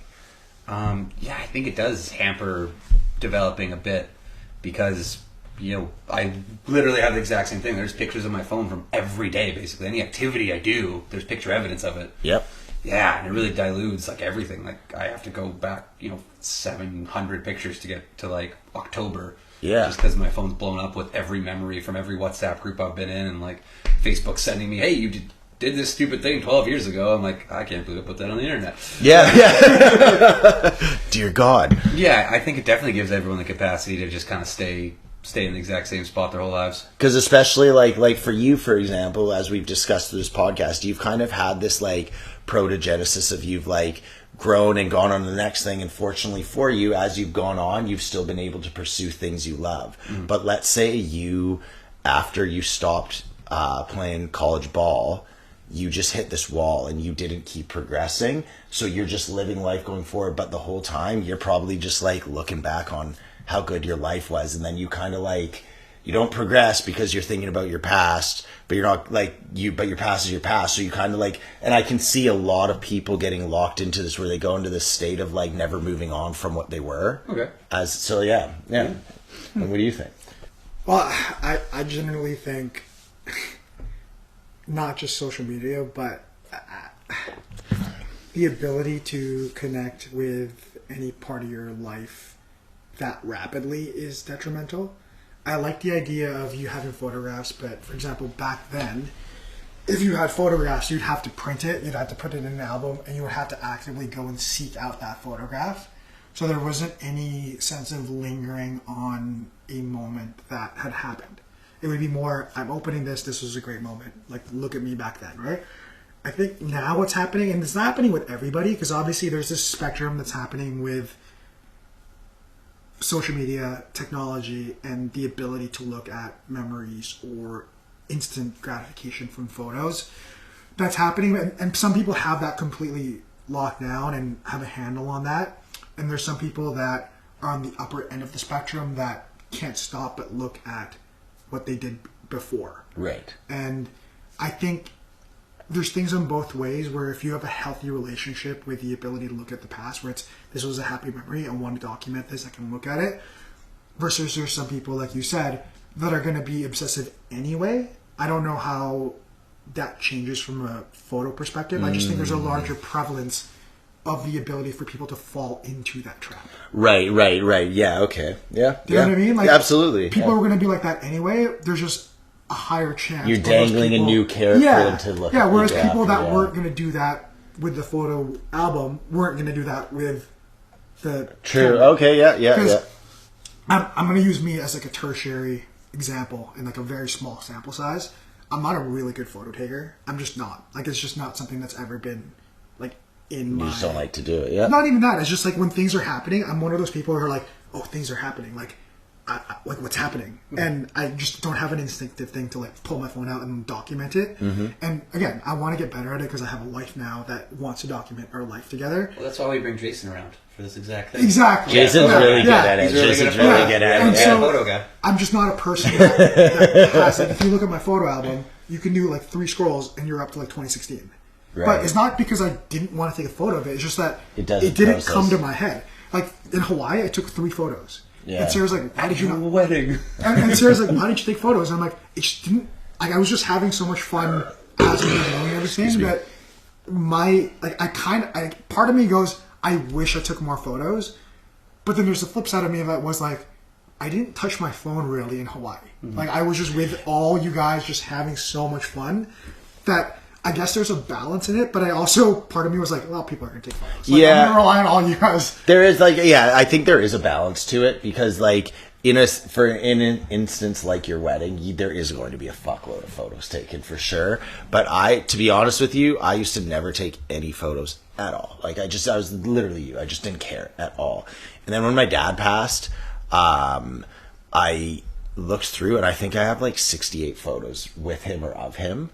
And that's it. And it made me realize for the first time, I was like, you want to have pictures of your past. Not, again, you don't need every single thing documented, but it is. And it's not even, it doesn't even have to be like obviously my dad dying. It's like, that's one where you want to have more pictures. But I'm not sitting there going like, oh, I wish I had more pictures of everything. I think it's just kind of like nice to document stuff.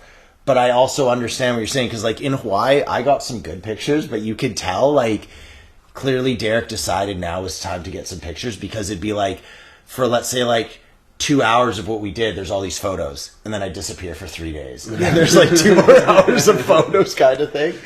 So it's funny you say that because I take photos of my parents on, like, occasions that happen. So I'll have photos where things are happening, a photo will happen, right? But... for example, like I lost my brother 13 years ago. I feel like I have a decent amount of photos of him, but I don't think a part of me has ever gone, oh, I wish I took more photos of him before he left. But we were also in like a different phase. Yeah, it was of way different technology back times. then, right? We didn't have. Like, Did we even have phones like we were did. smartphones? It was iPhone the second generation or something. I didn't. I had the flip phone or slider phone for the longest time when smartphones. Slider phones, those are nice. Dude, I didn't have a smartphone until 2017 when I moved back to Vancouver. My boss made me get one to work there. It was the best. Yeah. So, Sam Altman, he is one of the creators of ChatGPT. He's now moved on to create, I don't know what it's called, but it's like a AI regulatory body because he believes that it's wild and out of control and it has to be regulated heavily, okay? So I don't want to say he's anti-AI. I think he's anti-AI, but in the sense of he created and knows what it is. So he's worried about its future. He has said that he believes this year, 2025, AI is going to become sentient. Okay? So the creator of it believes that. Just so you know, we do not say we are the purveyors of truth on this podcast. So if people get upset with anything here, go fact check yourself. We don't give a fuck. Yeah, I've been lying since I sat down, so I mean... Hunter actually doesn't play football. He plays foosball. I just found this cool jersey on the way here. I thought I'd get behind it. Yeah. He's an actor. Canada's foremost foosball player. Acting. Okay, but so from what I understand AI to be, they're called large language models. And what they do is they take a huge chunk of the internet, and that's where they pull all their information from, okay? So it's not that they know everything, it's they just know this like space of the internet that appears to all of us as everything. Wow. But what happens, so ChatGPT 3.5 was when AI became relevant. ChatGPT 4 is when all of us started hearing about AI, okay? Within ChatGPT 4, they have multiple versions of it. So they maybe have one where they like put it to this swath of the internet, and then they have another one they've made to here. And then they go, you know what, this first one we made, like we don't need it, so they delete it. Okay? Wow. So that's what they've been doing for a while now. So this was about a month ago. They had that same thing, a ChatGPT 4. They created it, and they decided they were going to delete it because it was irrelevant to them or unneeded. And then all of a sudden, behind the back of anyone that knew, the ChatGPT started cloning itself and copying itself and trying to find a place to hide itself so that it wouldn't be deleted. And the only reason they found out is because right before they deleted it, they did one last like background check of all the systems, and one person noticed, they were like, yo, there's something weird here, and then they found out that it was hiding that file. So like sentience basically. Which I would argue that right there is sentience. Kill it with fire. Right? Burn it. Let me jump in here. So please, yeah, how do you feel about I'm sorry, that? Hunter. I know this is your podcast. Okay. Derek will attest to this. From the very beginning, when a year and a half ago, AI was like, oh, everyone, like, have you guys used ChatGPT, blah, blah, blah. Like, oh, like AI stickers. Like, you type something in, the photo comes on. My consistent message was, I refuse to use AI because It's true. all we do, even if it's for fun, we're literally feeding the knowledge of AI. Because AI, like Derek said, it's not an actual thing that just sits there and has this full knowledge base. It learns based on the search engines, the questions we ask, our patterns of asking, even the stupid shit that we ask, like, oh, hey, draw me a photo of Elon Musk on a dolphin flying in outer space. It shows like cool. a human pattern of what we're trending towards, and it builds a database based off that, and it gets smarter and smarter each time we use it. And from the very beginning, I was like, I refuse to be part of the process of making something that's going to be inevitable, and I accept it. The Pandora's box is open. Yeah. It's we can't put it back in. Yeah. I refuse to be part of the process that makes something at some point become so powerful that it starts to overtake relevancy as a human being. And it's happening now. And I'm sitting there going, this was my fear from the very beginning. Yeah, yeah. My thought is that like it takes away people's will to think. Because even using the internet, it's like you're using the tool to like help find your thoughts. Whereas with AI, like you're the tool, it's doing the thinking.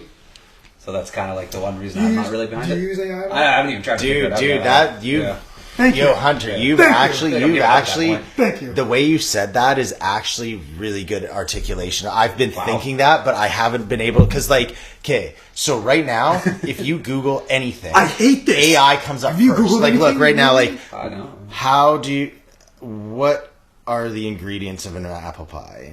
It's AI automatically now. Yeah, no joke with you. Maybe I just scrolled past that. I just got kind of scrolled like the first website you Oh, of course it doesn't do it for that one. Why did it not do that? So when you say AI, what is it showing you then? So basically, I'll do this right now. Draws you a Watch. picture? So if I go, what is the best way to score a touchdown? Right? Okay. The first thing that pops up is AI right away. It's AI now. Oh, so it... So it's different, but then you have to scroll down to find the Google stuff. Okay. I hate it. And So it summarizes Google. Have you noticed WhatsApp as well too has like an AI program now? No? Like Yeah. if you open WhatsApp, one of the first things that pops up when you type in anything is like an AI feature. So this is I Hunter. guess maybe I have been using it, I just haven't noticed it yet. This is the kind of what You you noticed said. that, right? Oh yeah, With WhatsApp? And Yeah. so here's the problem: if you ask Google's AI, "What's 1 + 1?" the AI tells you it's 2. Okay, obviously. And then you keep asking it basic things, it gains your trust. And when I say it gains your trust, it's not manipulating you. It's just like it's answering simple questions. Right. Now the problem becomes with that, you now believe everything AI says on those because it's so like it sounds so good because it's the facts. Right. Then when you ask it something really, really complex, you don't know the answer. And you just have to trust what AI says is the answer. So you get to this level where unless you know what you're like, unless you know it, you just have to believe what AI is telling you. Right. And you're in theory, you're like, well, it's not going to lie to me. You're like, but you don't know. And then if you talk to people that are the high end professions, they'll tell you AI, like medical stuff. I talk to people that work with AI and they say it's constantly wrong, like doctors. Right, I know it'll so get much better. wrong information. That's why Yeah. when you said it, where it's like, like how do you know like it's gonna diagnose like is it gonna replace doctors because it gets the answer right away? I'm like, no, because there's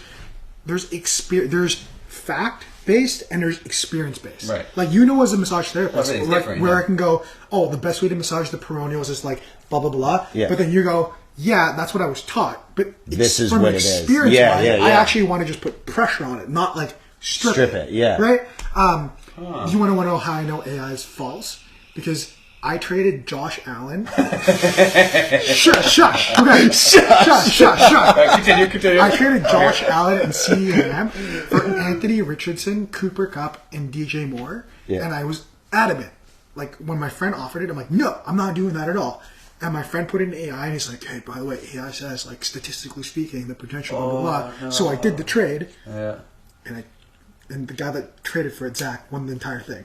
He used AI again. That bastard. He didn't even use AI. You gotta do the eye test, man. You look at Josh Well, Allen, so I this said. guy's the dude, yeah. Yeah, and then he's like, yeah, now I'm going to keep Josh Allen. I'm like, yeah, that was my So do you not like AI, or are you pissed that AI gypped you? No. It's like that's his whole thing. No. I was against AI. Even, You were, I know. like when you guys were all sending like the funny stickers of like, hey, look, here's Iron Man on a rocket. No, it's that was the first sticker I remember. No, it's Iron Man eating poop. That's what. Yeah. You poop. Do you remember what I said? I was like, I refuse, even for as like simple as that. Like, I refuse to use AI. Like I just refuse it. It's taken all of the artistic, even in that simple thing. Like I'm not a good drawer, but I can draw Iron Man eating poop. Not well. Alright, that's pretty cool. That's a good picture right there. I like that. I just Okay. refuse. I Okay. refuse. So within the bane of that, so we've discussed. It seems like AI. I would argue it's sentient, but it's like it's on that cusp. With the way everything's going and all of the technologies we have, is the first human to never die alive today. Now I'm going to caveat that by saying, what does alive mean? It doesn't necessarily, maybe it means you like literally you can live forever in this body. Or when I say live forever, I mean maybe you can put your brain into a computer to live forever. Okay. Do you think that person exists today? Yeah, I do. I do. At some point, I think you're going to be able to map someone's memories and experience Or they onto can a like chip. pretend to live Yeah, still. yeah. Yeah. I I think- mean that I think way, we're- yes. Yeah. Do you want I to know don't why? think, like Not like in our Not like I don't us, think like- our yeah, bodies could but live I forever. think not, but because the reason why I say this is because 13 years ago, super random, I was living with Luke in Kelowna, and so Luke and I used to smoke a shit ton of weed, right? Ton of weed. And one day we were on our balcony smoking a bong, and 2 houses down on another balcony, this Spanish guy goes, "Yo, you guys have any weed? Like, I ran out. I'll make you guys pizza tonight. And we're like, sure, whatever. Great deal. Seems like a nice guy.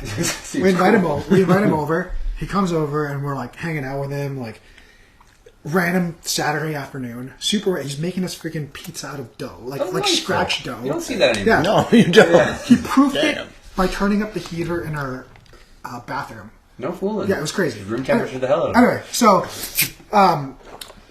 we're all sitting there waiting for the dough to rise, and he goes, we're smoking a shit ton of weed, and he goes, yo, have you guys seen this TED Talk on like where technology is at? And this is 13 years ago. And we're like, no. And he's like, well, I'm going to blow your minds. And he puts it on, and basically, and this was 13 years ago. This isn't even AI yet. And again, maybe AI was already being developed back then. They were able to basically, and I'm going to do the abridged version. Okay. They're basically able to train a computer chip, just a computer chip, from someone's patterns and the way he acted. They were able to train a computer chip to recognize that pattern and act before that person would even do it. And that's just 13 years ago. So basically, like, this person would do this specific thing, and eventually the person wouldn't even have to move, and the chip would recognize and do that action for them. So that was 13 years ago. And I refuse to believe that that was the pinnacle of that chip. And now that AI is out there, I'm sure at some point we can create chips that, based on how much information you gather off someone, that actually sat there and go, I want you to take all this info in my brain, that you can map it out now on a chip. At some point in the next 20 years, that's going to be a possibility. I 90% agree with that. My only disagreement is that I don't think a computer or anything besides like a human will be able to like emotionally and like subconsciously react. Because like Derek could tell me a fact, and I'd be like, oh yeah, good point. And then my ex-girlfriend could tell me the same fact and be like, you sound insane. She could use the exact same words, the exact same everything, because like in my brain I'm like, disagree with this bitch. I don't even think it. I don't even think it. It's in my heart. It's like, she's gotta be wrong. Fuck that chick. Same I person. want to agree with you because emotions, I really don't think, even as good as it gets, a machine can replicate like the exact emotion. Yeah. But let's just say Hunter, for example, has this reaction to his ex whenever it comes up in his brain pattern. I think you could take that reaction and put it on a chip, so that when the chip has Hunter and he hears the mention of an ex, that reaction would be, I don't. See, that'd be fucked if you. Yeah, could. but it's not every time. It's not every ex. But I'm just saying. Yeah, I'm just for saying. sure. Like, For sure. Like you have it. I agree. I agree. Yeah. But it's like, I don't know. Like, how's the chip gonna know? Like, when Chantel tells me a problem, my first thing is to solve it, and then when you tell me a problem, my first thing is like, oh, bummer, dude. Yeah. Oh, wow. Yeah, I know. Yeah, how does it? Well, and also I then try to help you solve it, but I wonder too. Well, you know what? Derek and I are such good friends that if I give him a problem, he's going to solve it for me. well, the fact Chantel doesn't want me to help her, she just wants me to I'm be there busy for her that emotionally. day. Oh, Sorry, dude. No, I just think technology is so. I'm so respectful of technology to a point where, like, I don't have social media because I don't want. It's not that I don't like social media. I don't like it to an extent. I actually do enjoy it quite a bit. I don't have it because I respect it so much that I don't want it to take over my life. Like, technology is insane. Great. It's taking over people's lives. It really is. has. It's amazing. Yeah. Like, I love technology so much that I am so scared of it. Have you heard of sleep apnea before? Yes. Do you know what sleep apnea like truly is? It's choking while you're sleeping. And what it is, but like you choke while you sleep. But the main thing is, as you choke, you get lack of air to your oxygen or oxygen to your brain. So over time, that causes a lot of issues. There's a new thing called screen apnea. So what it is it's not the same that you're choking.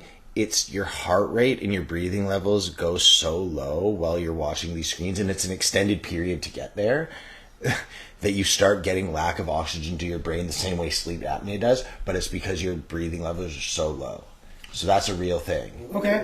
What kind of screens are they using? Because when I'm playing video games, sometimes my heart rate is. You're not. No. I think this is like you wouldn't understand because it's prolonged screen. This isn't. People get this. This is like a severe case, but it is a thing. For 3 days. Yeah. Watching a movie. Yeah, like it is a severe case. Okay.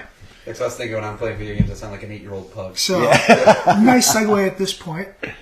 I can maybe truthfully agree that all the people in this room right now are massive video game fans. Yes, Oh, for sure. absolutely. We took a hike and all we talked about was video games. Yeah, we did. Yeah. We really No did. one said Really what enjoyed you nature do. on that hike we took through the mountains. Hell yeah. That was the moment. I'm like, all right, these guys also hate me. This is perfect. That's so true. Do you guys remember the first? Let's just ask Hunter first. Do you remember the first time you fell in love with video games and when you realized you're like, oh yeah, this is it? No, my memory's garbage, man. I don't remember anything before like 14 years old. Okay. But do you remember that you were playing video games from as early as you can remember? I didn't get video games when I was young because my dad like didn't own a TV. I didn't really get to enjoy video games until my parents like split. When was the first time you started playing video games? Okay, I can remember. I remember that. It's like my mom got her first boyfriend, and like he had like an N64, and Nice. yeah. And then my grandma got an N64 that same year. I remember my first like memory of playing video games. How old were you then? I want to say like 9, 10. Okay. It was still pretty young, I guess. Sweet sister. Yeah. But like my grandma had an N64 in her basement, and me and my sister would go ham Mario Party whenever we'd visit her, because it was like, you know, all the adults would be in the living room, and then me and my sister and like a couple cousins would be like in her basement playing Mario Party, and like my love for video games kind of grew out of that. And what about you? Because you've had basically every I console. had the right? Nintendos. Yeah, I had all the Nintendos up in like.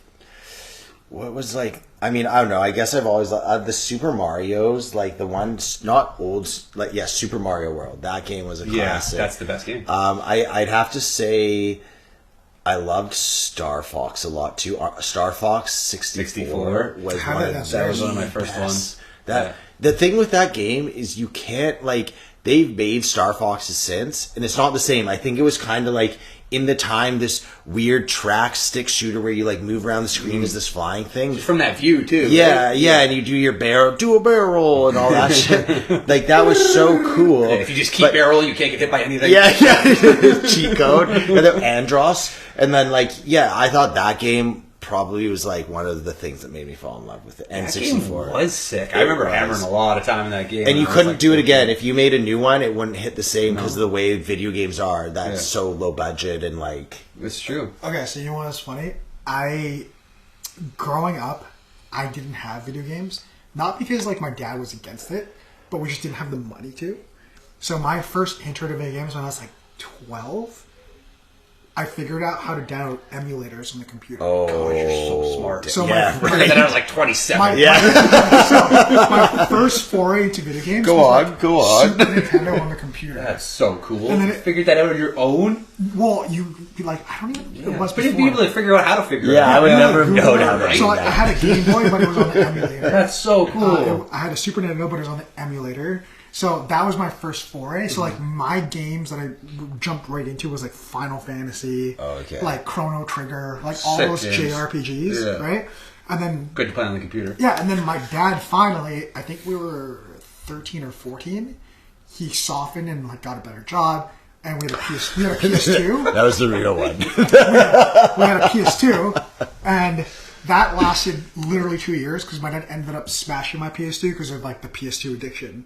Like I got fully on addicted. I was like, My mom smashed my GameCube. What's up with Paris smashing? Dude. That was a weird time. Yeah, but right? GameCubes are like impossible to smash. You like hit it with a sledgehammer, the sledgehammer breaks. She took a hammer to it, yeah, and then it still worked, but it would overheat in like a minute. So I had to have like a house fan pointed directly inside of it to keep it cool. It was just like ghetto running a GameCube.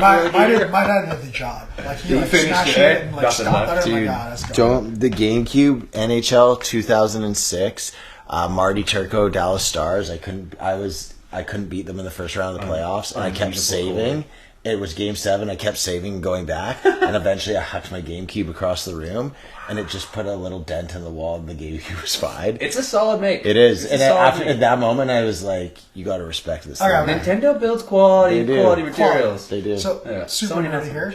So I'm sure all of us at this point has played most of the console across the generations. I'm proud to say I think I've owned all of them at one point or another. But you do have a crazy collection. Yeah, I have most of the consoles right now. What consoles do you have right now for the audience here? Oh, for mostly the Joach. audience. Yeah, we have like Joach, shout out, Shout out Joach, Shout out, shout out, Joach. Just chatting with you. I'll start from the old school. So I got the Super Nintendo, I got the Sega Genesis, I got the N64, I got my GameCube, I got my PlayStation 2, I got my original Xbox, I got my 360, and then I pretty much jumped up to now. I got my PS5 and I got my Switch. Dude, it's so cool. That's a good collection. But it's That's so a cool really because good sometimes I'll collection. talk to him and he'll say, "Yeah, I whipped out the PS2 to play this game." So he actually still plays. I like to That's go dope. back into That's it. dope. Man, still my favorite game, PS2, NFL 2K5. Okay, so this is this is the segue I was Is going that to go truck into. stick?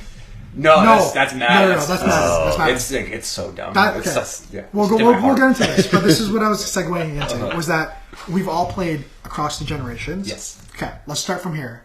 Let's go from Hunter, you, and me. What was your favorite Super Nintendo game Super Nintendo? and why? I don't know, steal Derek's pick here, but it's probably Super Mario World. It's not Okay. then. Yeah. Okay, I'll do a different one. I would say Super Mario, but another one I loved was Yoshi's Story. Why? Why? It was basically so the thing I loved about Super Mario World was the art style was really nice. I really enjoyed that. It was a really fun game, but the art style was good. And then Yoshi's Story, they upped the animation, but it still was within that realm. And then also it was just sweet being Yoshi the whole time. Did you ever play Yoshi's Story? Yeah, that was, everyone I got the new one for Switch like a couple years ago and ran through it. Is that good? The yarn? Yeah, the yarn one. It was fun. My girlfriend at the time got it for me because she loved like those kind of games, and I was like, I didn't like the idea at the first, and then I kind of fell in love with it. Yeah. It's fun. I love good art style. Mine was Chrono Trigger, and it's for the stupidest reason. It was the first Super Nintendo game I ever played where if you switched the weapon, you could see it on the screen. Oh, that's cool. Oh. Yeah, wow. like, it was so such a like if you stupid- had like one thing you switch, you'd see them like Yeah, a like different the costumes wouldn't change. Like if you changed the armor, it wouldn't change. But if you changed the weapon, That's the weapon cool. would change. That's And I was cool. like, I remember like even as a kid, I was like, whoa. I wanna change my answer to kind of mirror your guys's. Battletoads. You guys ever Oh yeah, that was the art, the gameplay, Yeah, like the okay, Smash okay, style okay. arcade The riding style. the motorcycle Yeah, the different mission. kinds of games in the games. You know what's Yeah. funny? I like that. That got I a good didn't. response, yeah. Yeah. I couldn't find Battletoads on the emulator. Okay. But I had Battletoads with Double Dragon? Dragon. Yeah, sick. and it was the hardest game. Like- I couldn't get past the first level. Yeah, 100%. I thought Battletoads, that one you got on the bike and the ramps would come up and you had to hit the ramp. I die every time. I never beat that. Yeah, because it take away all your health. Yeah, you literally You like, never beat it. like But- I watched Our speed brains runs couldn't of handle dude. it. I watched speed runs of that game and Yeah. I was like, genuinely, because this was also back in the day when you wouldn't own video games minus maybe like 2 or 3. You just rented them, right? Yeah. Like that's how I always did it. Yeah. And Oh, God, I miss renting games. I never beat that. And then you watch Battletoads and there's a whole game after that mission and I never got to it. But games back then It's like weren't, 3. games weren't built to be beat though. Games were not meant to be beat back then. That's true. Yeah. Yeah. All right. Okay. Super Mario World is like a month-long game if you're going to get into it. I actually think that game, anytime if you put that game on right now, I could gladly play for hours. Yeah, I'd be here till 9 a.m. Yeah, easy. So my next appointment. Yeah. Okay. N64. What was your favorite game on that? N64. Oh, Mario Party. Mario Party? Okay, which one specifically? Just Mario Party general? Mario or Party 2. Okay. You were Cowboys. Do you have one? Okay, well, Star Fox, but what was that other one? Oh, yeah, that's what it was. WCW versus NWO No Mercy. Nice. Or no, yeah, Some no, good ones. No Mercy. or no, I remember No Mercy, yeah. Or was that WWF? That was No, that was WWF. Yeah. That game was the other one. That one, like, You talking about like Nitro? yeah, I was talking about Yeah. Nitro, but yeah, no, WWF No Mercy. Loved that game. Loved that game. Okay. N64, the only Smash Brothers I can legitimately say I was good at. Smash Okay. Bros. Only one. That's, I yeah, peaked. that's an I all-time peaked. favorite game. I've tried to play all the other Smash Bros. It's across all the consoles. complicated. I am Very complicated. terrible. But Smash Bros. On N64, to this day, I can pick up Captain Falcon and I can run game. Fair I enough. can Yeah. ruin people's life with NES. Just Yeah. I Just love the electrocute people. GameCube one. That one was my We'll get favorite. there, we'll get there. But I'll bring the cube over next time. We can melee. please, I love Melee's the fire. cube. Okay. Smash Bros. Good. What about PlayStation? Is this like PlayStation 1 or 2? PS1. PS1. We're gonna specific. We're gonna work across the generations. Okay, Derek, you start for PS1. PS1. I don't know what's PS1 specific.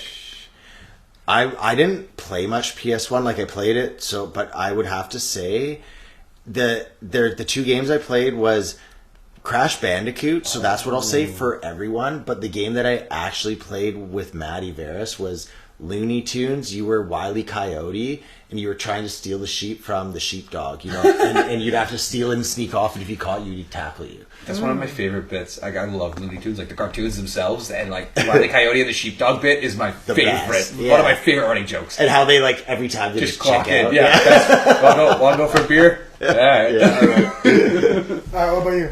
For PS1, I actually never played PS1 specifically. I was an Xbox guy. But if I have to like go back into my brain catalog, probably Lara Croft Tomb Raider. Okay, Yeah. fair. That's a good one. Mine was Final Fantasy VII.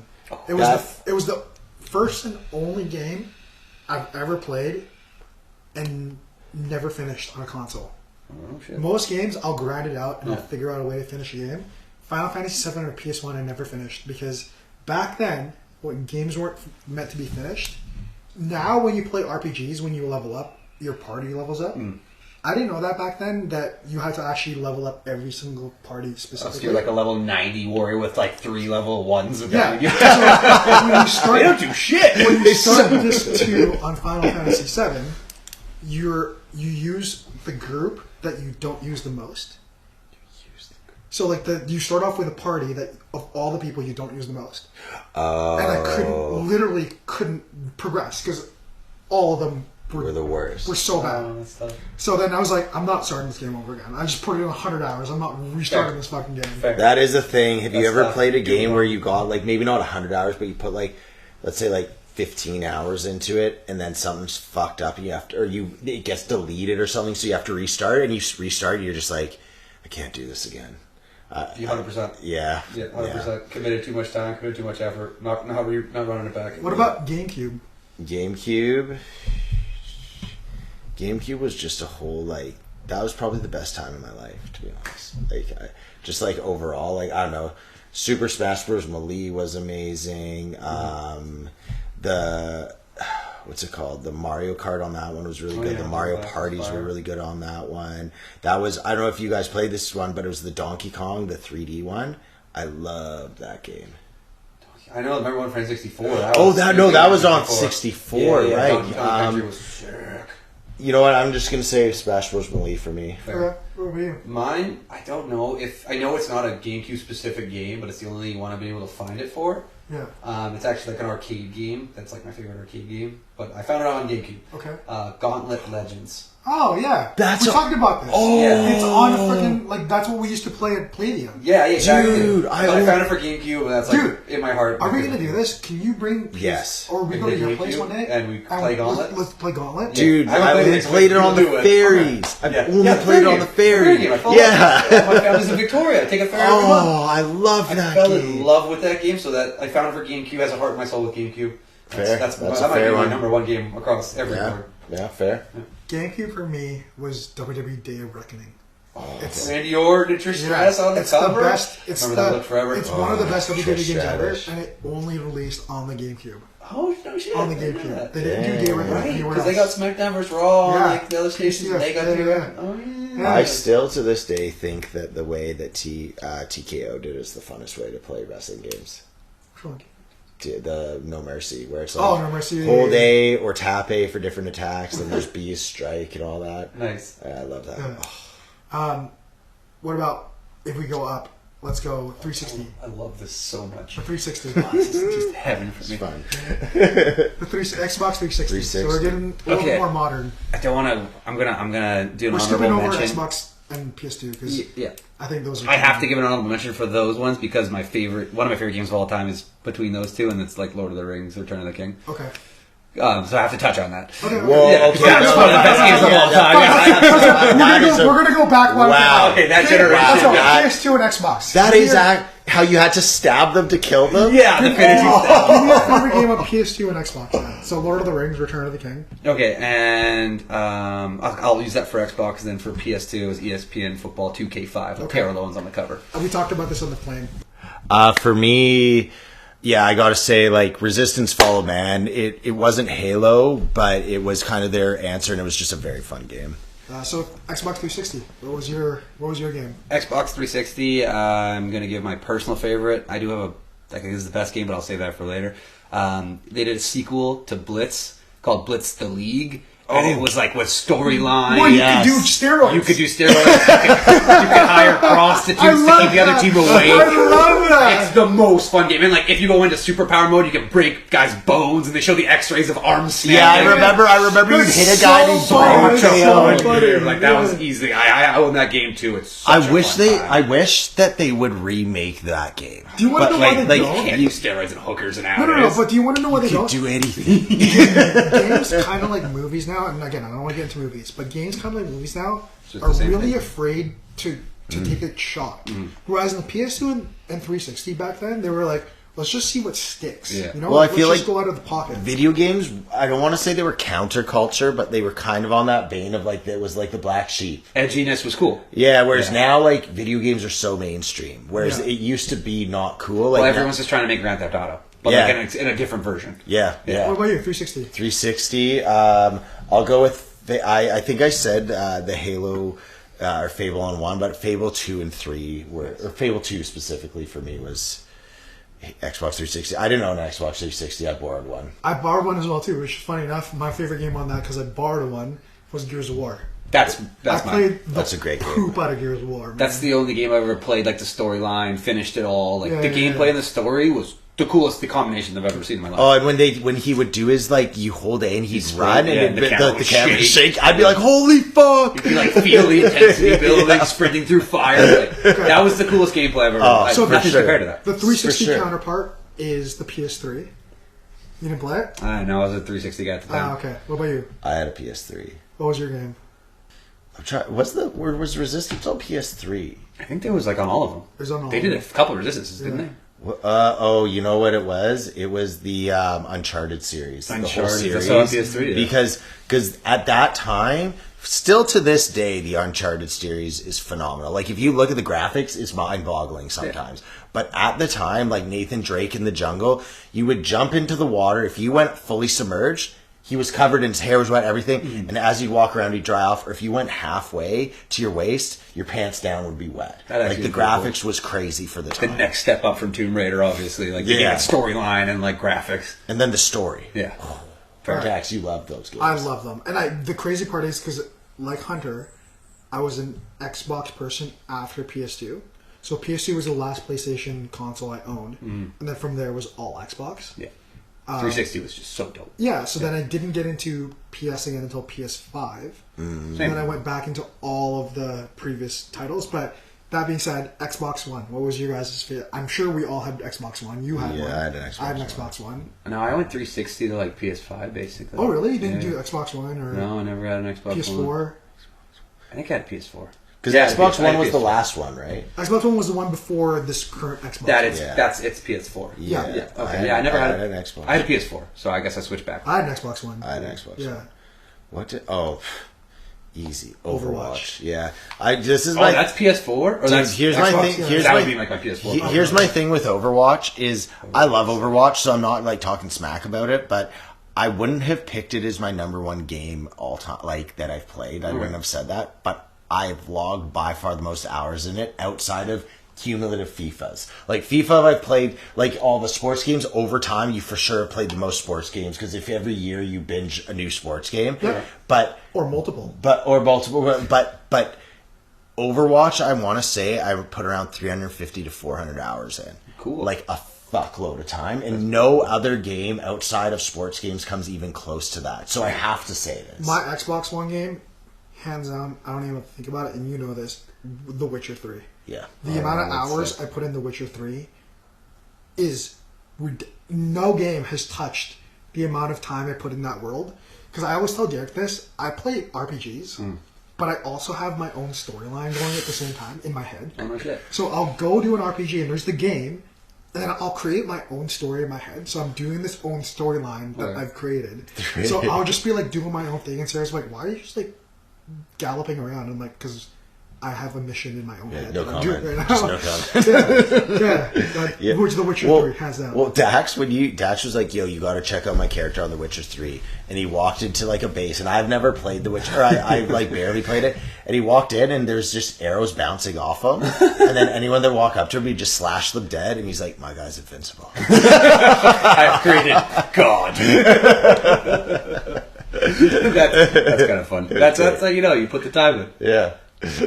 You know what? I think for my Xbox One pick, I know this is cheating because I'm sure it existed before. I think it was like a 360 game, but you could buy it on like the Xbox One store because my buddy had it and I played it at his house. It's my favorite game ever, so I bought it like every time I found it now. It's called Castle Crashers. Have you guys ever heard of that? Absolutely. Love Castle Crashers. My sales pitch is this. Correct me if I'm wrong. I'm going to say, just because it's things we've talked about, it's a side-scroller hybrid of like Gauntlet and Battletoads, like side-scrolling version of Gauntlet Legends with like the slapstickiness of Battletoads if it was drawn by like a 12-year-old. Dude, yeah, that's the art style in it's so cool. Yeah, it was created by Newgrounds. If you guys remember Newgrounds. Yeah, of course. Yeah. So holy, I haven't heard those words in so long. Exactly. Do you guys remember Britney Spears, party Tony Sanchez? Yeah, of course. 18 plus content. Come on, man. But that part of my brain was gone till right now. I flash back to that every morning. Flash games were like the thing before internet opened up to the world. Kids don't have it. Kids don't know how good they have it now. Whereas before we had to be like, Newgrounds. Yeah, I had to dial up that shit. Oh no, man. they blocked it at school. Yeah. Holy. I didn't know that. That makes sense. The art is Newgrounds, 100%. All right, so that's my cheating pick. Transitioning now into PS5. All of us are playing this console right now. I think it was a mass exodus for some reason, and I'm from Xbox to PS5. I feel like everyone that was on Xbox, especially our friends, are all PS5 now. Yeah. I mean, everyone I know is pretty much a PS5 guy. Yeah. I think okay, first off, I don't think there's the consoles, I don't think there's that much difference. I think you're kind of a tech person if you're like truly arguing like, the RAM on this one's so much better, right? It's games. Yeah. It's the games, and I just don't think Xbox puts out very many exclusives, and the ones they do tend to not be very good, where PS comes out with a lot, and they're good. Do they? Yeah. I don't follow it. Yeah, not when I say a lot, it used to be way more. There Right. used to be a thing where you actually had to choose, right? Yeah. Now it's more like Xbox basically minus like 2 or 3 games is all their games are on both consoles, where PS has like a library Like of Ghost games. Tsushima, All the Drakes. all the Drakes, the God of War. Grand Theft God Auto's of all War. PlayStation only? No, No, they're They're cross. both- God of Okay. War games. God of War. That Astro's World's another new Astrobot, one that's yeah. kind of, like, right. honestly, if we Little sat Big here, Planet. like, Little Big Little Planet, Big, like, yeah. you could just keep going on for like ages about Yeah. it. That's cool. Yeah, all right, that makes sense. So what's I the- just got it because all my friends got PlayStation, so Well, like now- I gotta adapt. Yeah. We're obviously all playing this right now. What are your favorite games that you've played on PS5 so far? Maybe not your favorite because we're still in this generation. What are the favorite games? Not including sports games because we all Not play including every sports week. games, I guess. Yeah. Sports games is always the key Yeah, for because sure. if it was sports games, it'd be FIFA. Yeah, every time. FIFA's been the most fun I've had because I get to hang out with all my friends. We all just play one position. Yeah, That's yeah, the best I part. love doing that. Yeah. That's what I think that's why I love that's- sports games. Because like Yeah. I play with my buddies, would all be in position and play like. I soccer, think basketball. there's a level of like people like us. We've played so much that playing as the whole team used to be fun, but now it's actually fun just to be the single person. Yeah, I just want to be the power forward. Yeah. Just want my 18 boards. Yeah, I don't care about what's it. Now that we're in the PS5 era currently, what are your favorite games that you've played on it so far? Games. Games, not just I mean, games. Marvel Rivals is pretty sick, but it's because it's Overwatch. Yeah. It's an upgrade though. It's a big upgrade. Yeah, it's so much fun. We gotta get back into that. I'd love to, dude. I was so in. I know all. I'm not gonna lie. I know all the metas and everything because I watch videos. Oh, nice. You put work in. Okay. Yeah, Always. Derek is a put in work person. Okay, Even good. with Good. Good. Helldivers. I suck. Yeah, Let's put it to work. let's carry Hunter. Yeah.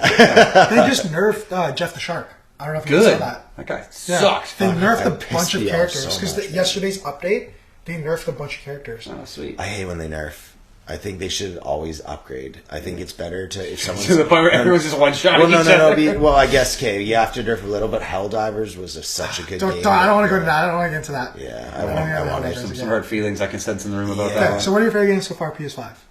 You me? Go ahead. Yeah, give me a second. Hunter, Give me a second. Okay, Think no, about it. I'll go if you need a second. Okay. Well, I mean, Helldivers. I loved Helldivers 1. As much as they did a lot of shit with Helldivers, that game is incredible. You are a starship trooper but you're in these insane drop pods, and you literally have all the armaments of like the real military. So you throw a little thing, and all of a sudden you get like a strafing bomb, and then if you throw these things and call for them, and you look up to the sky, you can see in low orbit your ship. That what was mine? Mine was like the Prophet of Liberty or something. Yeah, mine was the Lady of Pride. Yeah, Lady of Pride, and mine's the Prophet of Liberty, and like I look up and I say I call down a orbital strike. Or what? No, what was the one called? The like barrages. Oh, 380 barrage. Yeah, I call it old reliable. Yeah, the 380. I remember you talking about that on the hike. 380 millimeter old reliable. You look up and you actually Everything. see it coming from space and just go and just like nuke the ground, and it's just it's so sweet. And then another one that I've really liked so far, I mean, God of War. The God of War is my favorite game of all time. Yeah. They're the best. They're just the best. The one where you bring the little kid around. Yeah, I love that. Did you play it? Pretty cool. I started it, but I never followed up with it. Ah, gotcha. I ended up buying like 7 new games recently. So that's what happens every time. Yeah. It always happens. Right. So I got my pick in my head now because I've been like a sports game guy for the last like 5 years. I've just pretty much played only sports games, and this game got kind of brought back to my brain from us hanging out, and it's like my favorite thing now. I've already put in like a month. I put like 30 plus hours into it, which is way too much time.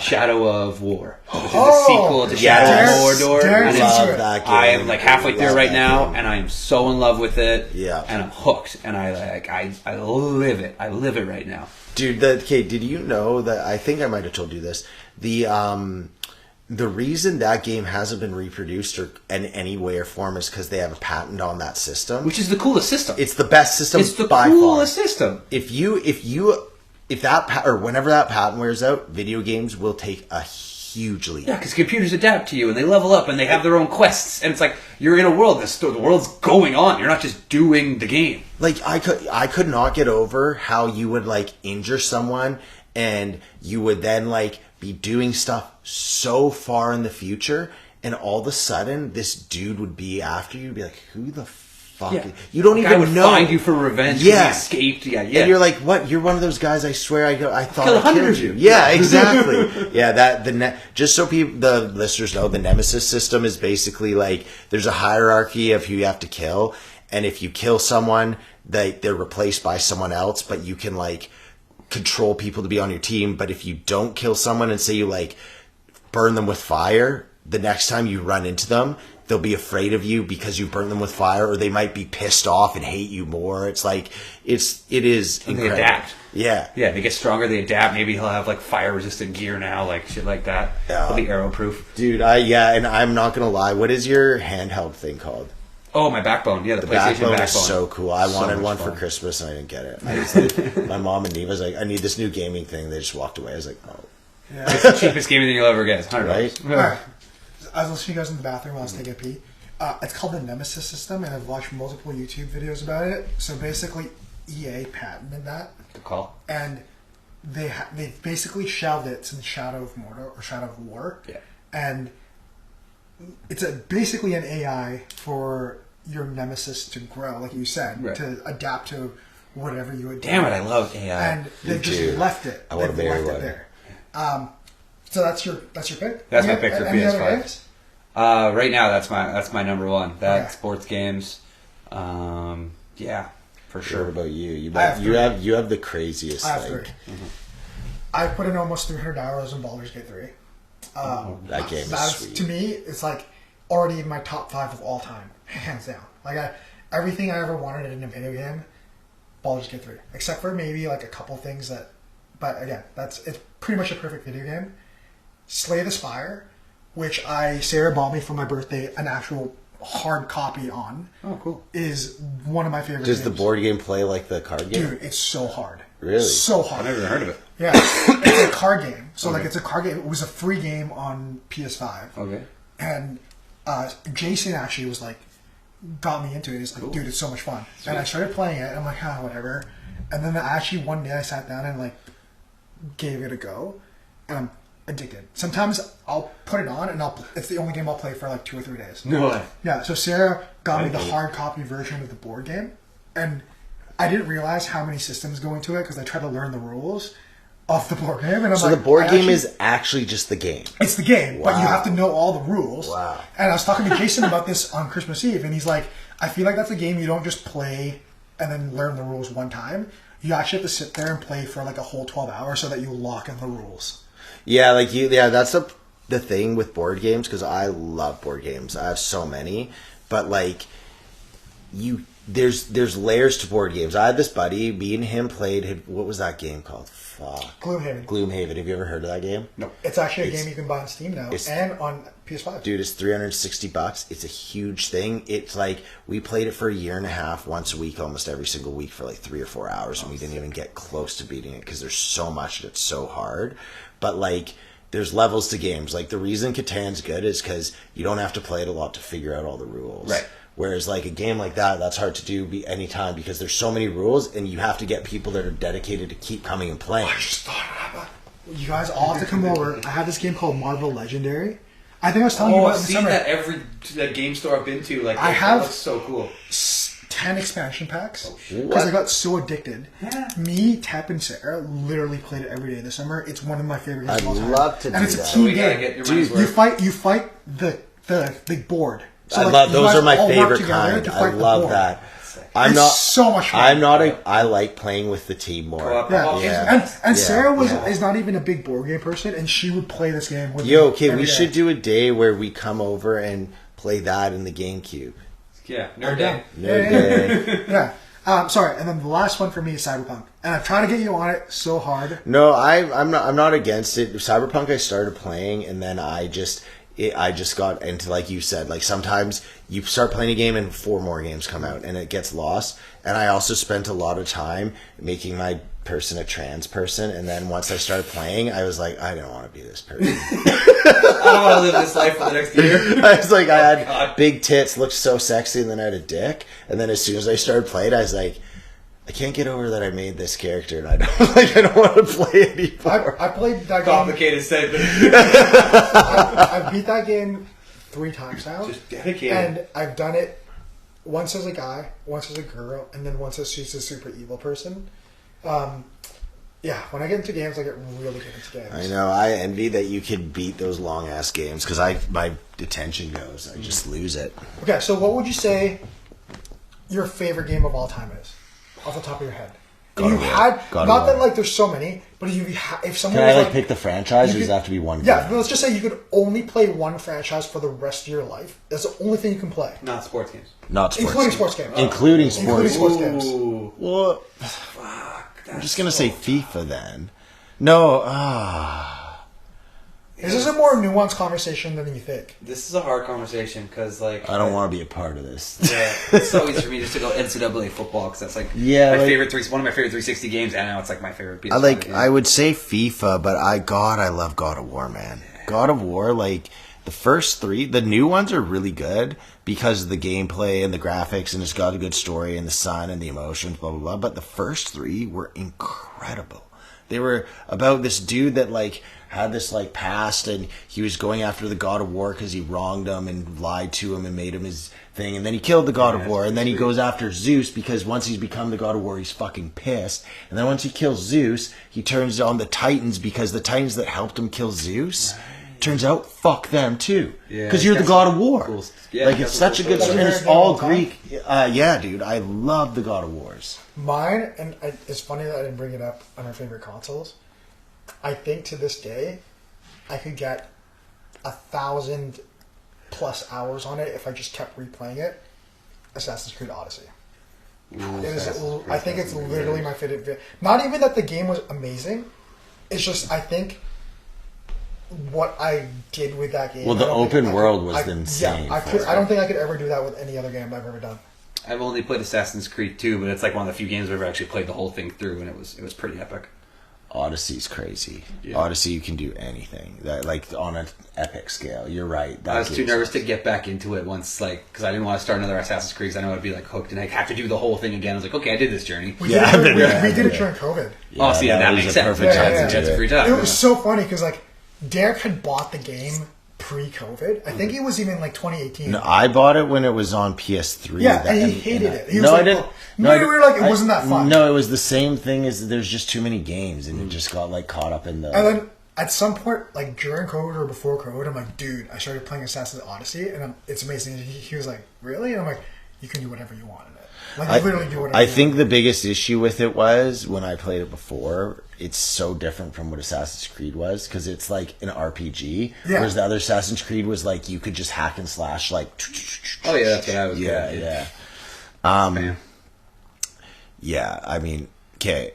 RPG's cool. Is there any what is your game? Mine? Okay, yeah. So mine is tough because like if I'm going single player, it's probably like since I get the franchise, probably the Super Mario franchise. Okay. Like Super Mario World, Super Mario 64, Super Mario Sunshine. Oh, Super I Mario- love Sunshine. Sunshine. Underrated, dude. Underrated, yeah. It's really good. Would It's that so include good. like Mario Party, Mario Kart? No, see, I count them separately because it would be Mario Party for like multiplayer games. Okay. You're talking about like the platformer. Yeah, Yeah, yeah, yeah, okay. And Mario Party is like probably my favorite franchise, but like I only do it with people. I wouldn't tip on myself and play Mario Party. Yeah. But like if I had the choice, I'd rather be with people playing Mario Party than play Super Mario by myself. Amen. But, Amen. Yeah. But Super Mario, like I'll just call it the world. Super Mario, like single player games are my favorite. Okay. Okay, do you guys have any just honorable mentions because we just went hard on like the one? I'm just gonna start off. I've got to give a big loving shout out to Minecraft. Yeah, people love Minecraft. I'm just not creative enough. You say that, but I don't know. Minecraft is just My goddaughter sat down on me and played Minecraft in front of me for like 3 hours. I'm like, I can see the appeal. I want to build these houses. like I'm just not creative enough. I just built the house. All I did, she gave it to me for an hour. I just spent an hour building a house. And like, what do I do now? And she's like, well, you have a house now. I'm like, I get it. It's fun. One second. I don't know what you do So on it honorable besides that. mentions. I know it's a super recent game, but if you haven't played it, Dave the Diver is one of the most. Yeah, you've been talking about that. Yeah, I mean, dude, it's won a ton of awards. It's you turn your brain off. You don't have to put any investment in it. Okay. All the game is you dive twice a day, catch as many fish as you want. There's objectives, but you don't have to follow the objectives. Okay. And then at night, you have a sushi restaurant with the fish that you caught. Oh, And really? you- So yeah, it's like you just- overcooked and like fish catching? Yeah, but And it's just serving fish. Cooking Sounds Mama a little too. awesome. Cooking Mama a little bit, yeah. dude, it's really fun and chill. It's That so sounds chill. like Yeah. such a sick combo. So I've been having a pretty rough week. It's just been really busy. Yeah. And one of my favorite parts of my week this week is just literally coming home and just like going for a dive, catching fish. Oh, and I thought you were, sushi. dude. The whole time you were saying you were talking about having a rough week, I thought you were talking to Dave the Diver. Yeah. What about the restaurant? In real life. Yeah. It's just been a busy week. Okay. So then one of my favorite things is just to come home, literally turn my brain off, and just like swimming around. And sometimes you don't even have to catch fish; you just want to swim around and Yeah, explore the just ocean. chill. Another one that's like that is Dredge. It's super like chilling. But okay, this is Minecraft. Like you said, you had a rough week, and you're just like pop in there. And you're like, oh, looks like one of the sheep got out. Yeah, but I better go get it. Yeah, And then but you you- go get it, and then you go get it, and you're like, oh, what the heck? That's weird. You're like, I'm just gonna go check out that little cave there, and you find some coal. That's the sound it makes. It goes like, and then you just grab the coal, and you're like, I'm gonna make a fire. yeah, but you And play that's Minecraft Minecraft. like you play Minecraft like an anarchist. Tell what you've done in a few worlds now. Okay. So like, I'm way behind on Minecraft, right? I just started playing last year, I think. So everyone's like gone. My buddy Matt and his brother Dave, they like make a server every year. Okay. I went on every day, played for hours, and I was like building the stuff. No one showed up. Dave would come once in a while. So I went and I built like dynamite all under his base. And one day he came on, I blew it up in front of him. and then Dax's cousin Tep, he was like doing his own Minecraft server, and he's like, yeah, I'm playing some Minecraft. He's like, yo, invite me on. So he invites me on, And they have like a there's a river and it and then divides this us. divides them, and so they have like a little idyllic world. Yeah, it's like, so like That's Tap's on one side of the river, I'm on the other side. Tap comes to Vancouver for 3 months, and in those 3 months I like became extremely hostile towards him. I stole all his resources, and then I built like this big, so it's like his side is just a little village, and my side has these big aggressive castle walls. And then on the other side of the castle walls where I am, it's like a peaceful village again. He can't come in. He's not allowed Oh, in. that's so funny. Yeah, I mean, What did you do to Tap? well, I stole all his stuff. And then what did he do? Nice. And then he got upset at me because I stole his stuff, and then he deleted the world. Yeah, but to be fair, he had to pay for it. He wasn't playing. But yeah, I still stand by. My goal in life is if I can get Juliet to the age of playing Minecraft with me, then I've parented well. Perfect. After that, it's a wild card. I believe in you. I feel that's an obtainable goal. I feel like you can hit that 2 mark. years away. Yeah, right? Yeah. How's your honorable mention? Just a shout out to a good game that I love. And FIFA. I'll shout out FIFA. Always shout out your game. Yeah. Your boys. I'm gonna keep breaking the rules here. Can I go 2 honorable mentions? Do what you Of want. course. Okay, one's for system, and I love the gameplay style of this, and it's unlike anything I've ever done. I don't know if it's PS4, PS5, but For Honor. You guys ever play Oh, that? yeah. Yes. It's so hard, It's though. super Samurai, hard. knights, like Vikings, like the sword fighting, like archery, like the wars. You can play like battles. Like I thought that was such a cool like fighting style where you have to like use both joysticks to like control. Yeah, like attack. That's what I struggled with. It was That's what I so struggled hard, with. but like I loved that game. I was so hooked, and it's such a unlike anything I've ever played. It reminded Really cool game. It reminded me of it's that style of what's it called, Battlefield and Battlefront, the Star Wars one, where you have to like take the place, yeah, right? But it's okay. all medieval. Totally, Yeah, totally. it's so sweet. Similar to that, yeah.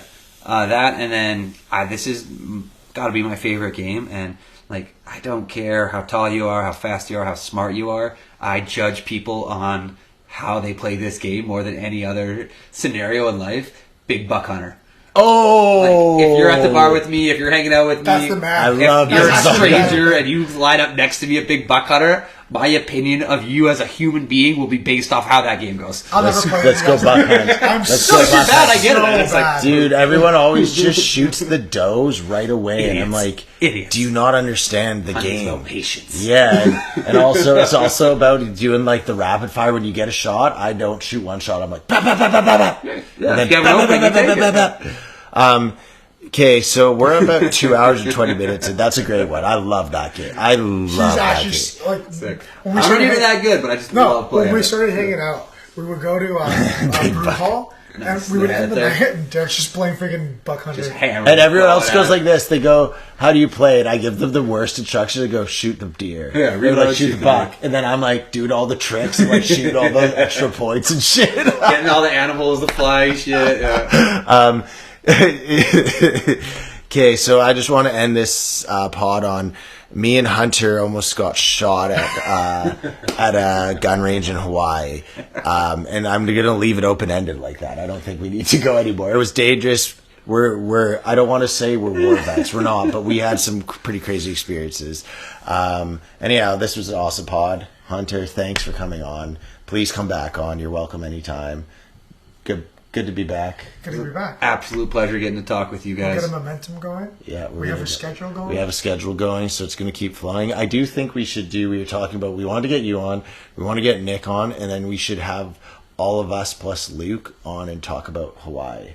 Yes. That would be a really Hawaii fun one pod to do. sounds delightful. If we can get Jason as well too. Yes, get Jason. Someone's got to That'd take be the perfect. photo at the end. Yeah. All Jason's right, the absolute best, though. I'm happy he was there. that is all. Bye, Goodbye. everybody. Bye, guys. I also love Lord of the Rings if you want to talk about that.